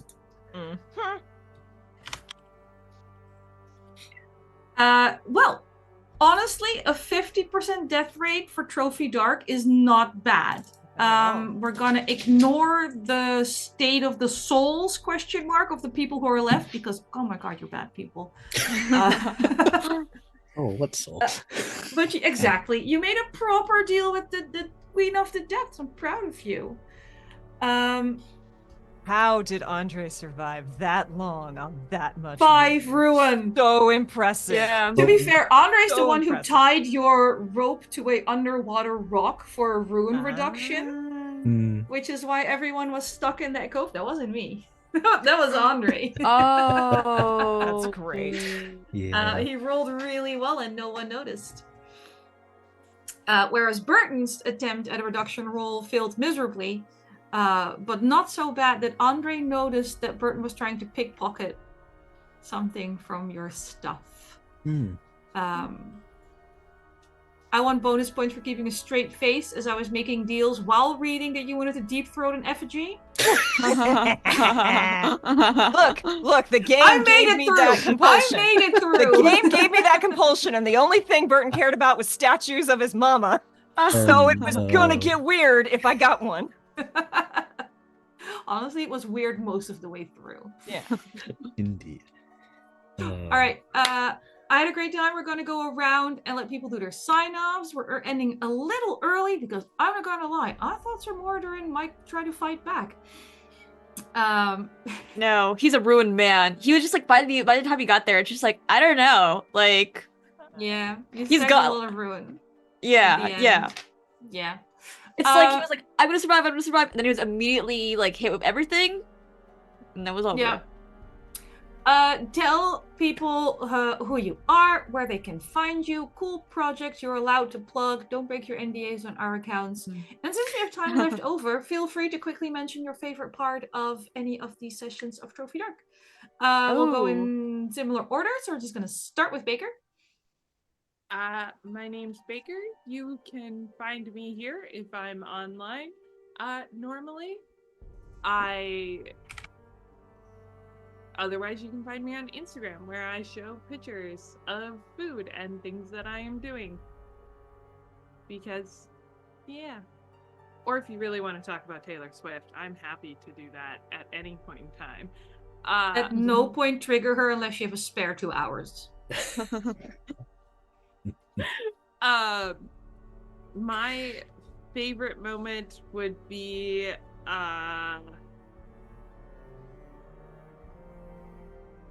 Sir Mordarin getting the journal. Yeah. The description of the date. Like, oh. I'm so sorry I killed you. No, I'm well, okay. Boris can be sorry to Sir Mordarin, but you don't have to be sorry to me. I'm chilling with this. It's for a peek behind the scenes when I run games like this, I quickly sent a message with a "Are you okay with it ending this way?" before I described gruesome death. Just always like consensual horror. Check in with your peers, especially. And after that, I sent another message just saying, "Can I use your corpse?" You've never said that when you've shot or drowned me.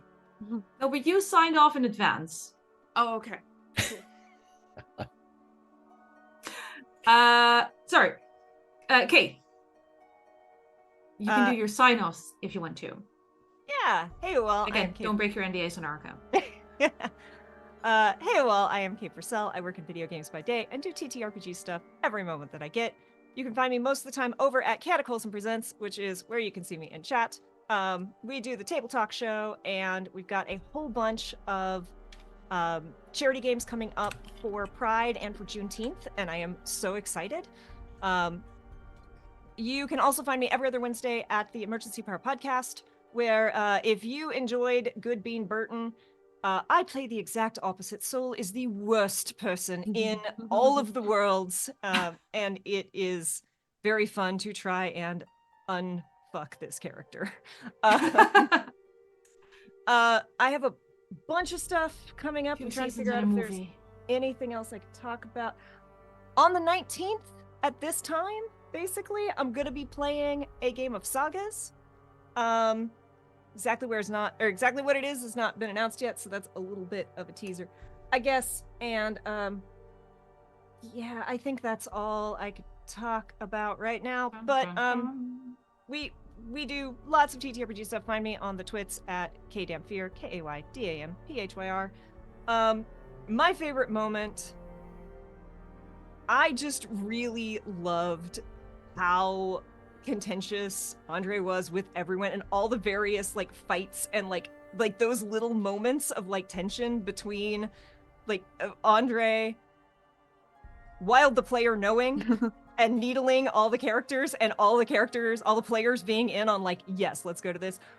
When I'm sad, I was really excited for Soul to be back because I could not wait for Burton to like pull him aside and be like, hey, you're obviously the most trustworthy person in this group. Let's make a deal. I told you it would break you, Baker. I told you I had a line. It was going to be real fun. But yes. Thank you. Kai.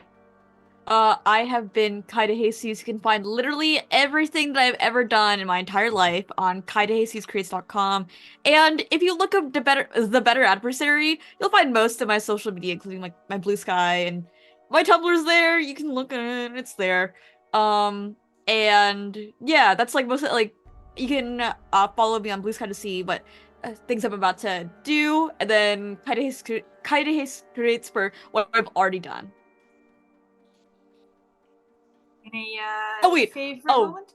I had that in my mind. I also, like last time, have been writing all the good stuff down on a sticky note to prepare. We do call outs after stream. Say nice things about each other.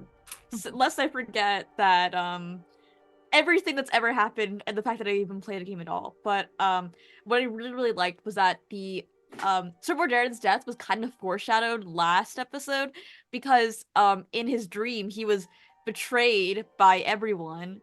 And then, well, I don't know. I'd like to think that what everyone did individually is kind of like a separate twisting of like the metaphorical knife every time. No, I killed Burton, so I think like that adds to it. Like I think like Burton is technically innocent, but I did kill him, so I think that's I'm gonna lump it in to like everything bad that happened. Honestly, getting killed is sort of something I think everybody risks when they start doing necromancy, just in general. Because you can be a good bean artificer farm boy, but I think as soon as black magic enters the chat, maybe consider that you brought part of this on yourself. Speaking of things you bring on yourself, oh hail future cult leader. Hey Wild. Hey all, I'm Wild. You can catch me here and possibly some future games yet to be announced. A lot of fun. Not really much on the socials, but you could catch me on Discord. My favorite part of Trophy Dark, aside from all the tension and y'all rolling with the punches of my very chaotic character, I'm gonna have to say when Soul decided to just make rumors about everyone amongst the town members. Can we get to know those rumors now? Oh, Can do you want tell them? us? Do you want them on stream? Totally. All right, I will look them up for you. That was such a devious thing for them to do. It was so good. I thought it was hilarious. Again, and the fact that Cinnamon Bun Burton's like, this is the most trustworthy person here. This is the person I trust more than anything. I didn't write all of them down. Only most of them. Yeah, they were all terrible things. Burton, at least, was said to be. God, I think they made up that you killed someone.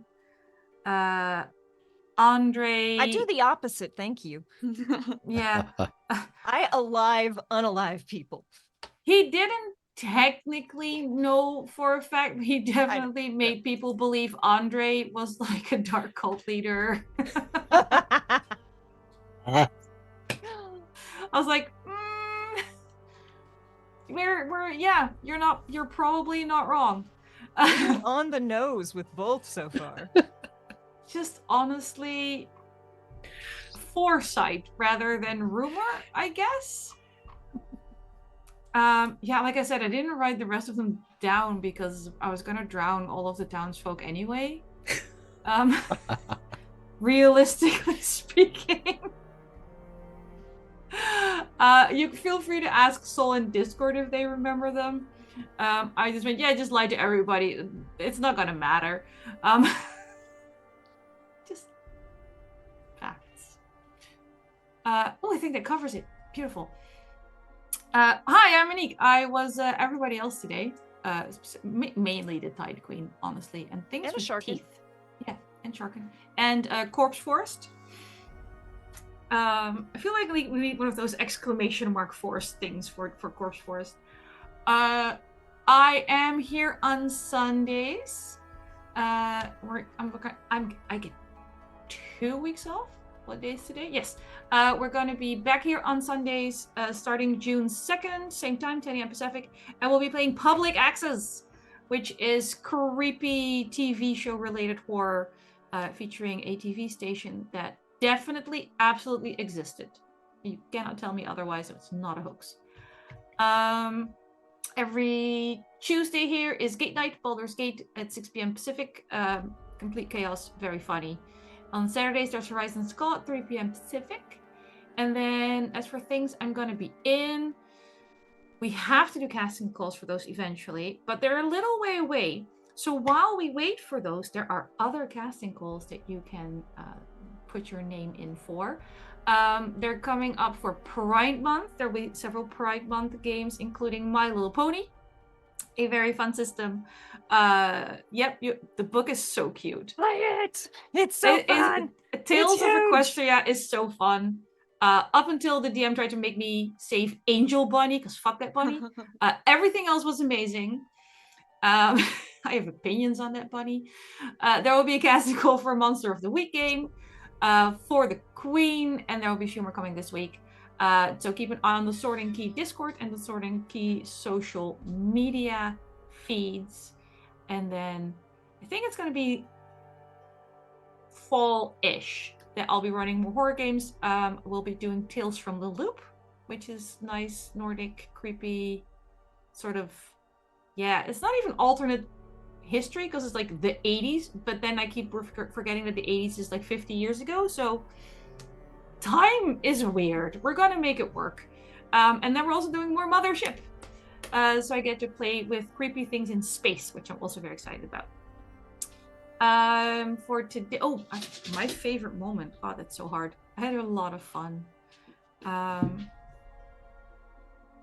I'm going to go with Soul's talk with the hungover teenager. I felt so bad for everybody involved. But it's kind of like a shared first place with Forrest just going, sure, I'll kill my employer, even though I just screamed I'm completely loyal and that no one should sacrifice me because everybody here owes me. Love a quick reversal. Thank you all for playing this game with me. Thank everyone who watched this with us. We are raiding out to Altered Echoes Archives. Why did I pick the one with all the S's in it? They are playing TTRPGs, and they also use closed captions because we love accessibility on this channel. Everybody, be good, be nice, take care of yourself, and we'll see you around.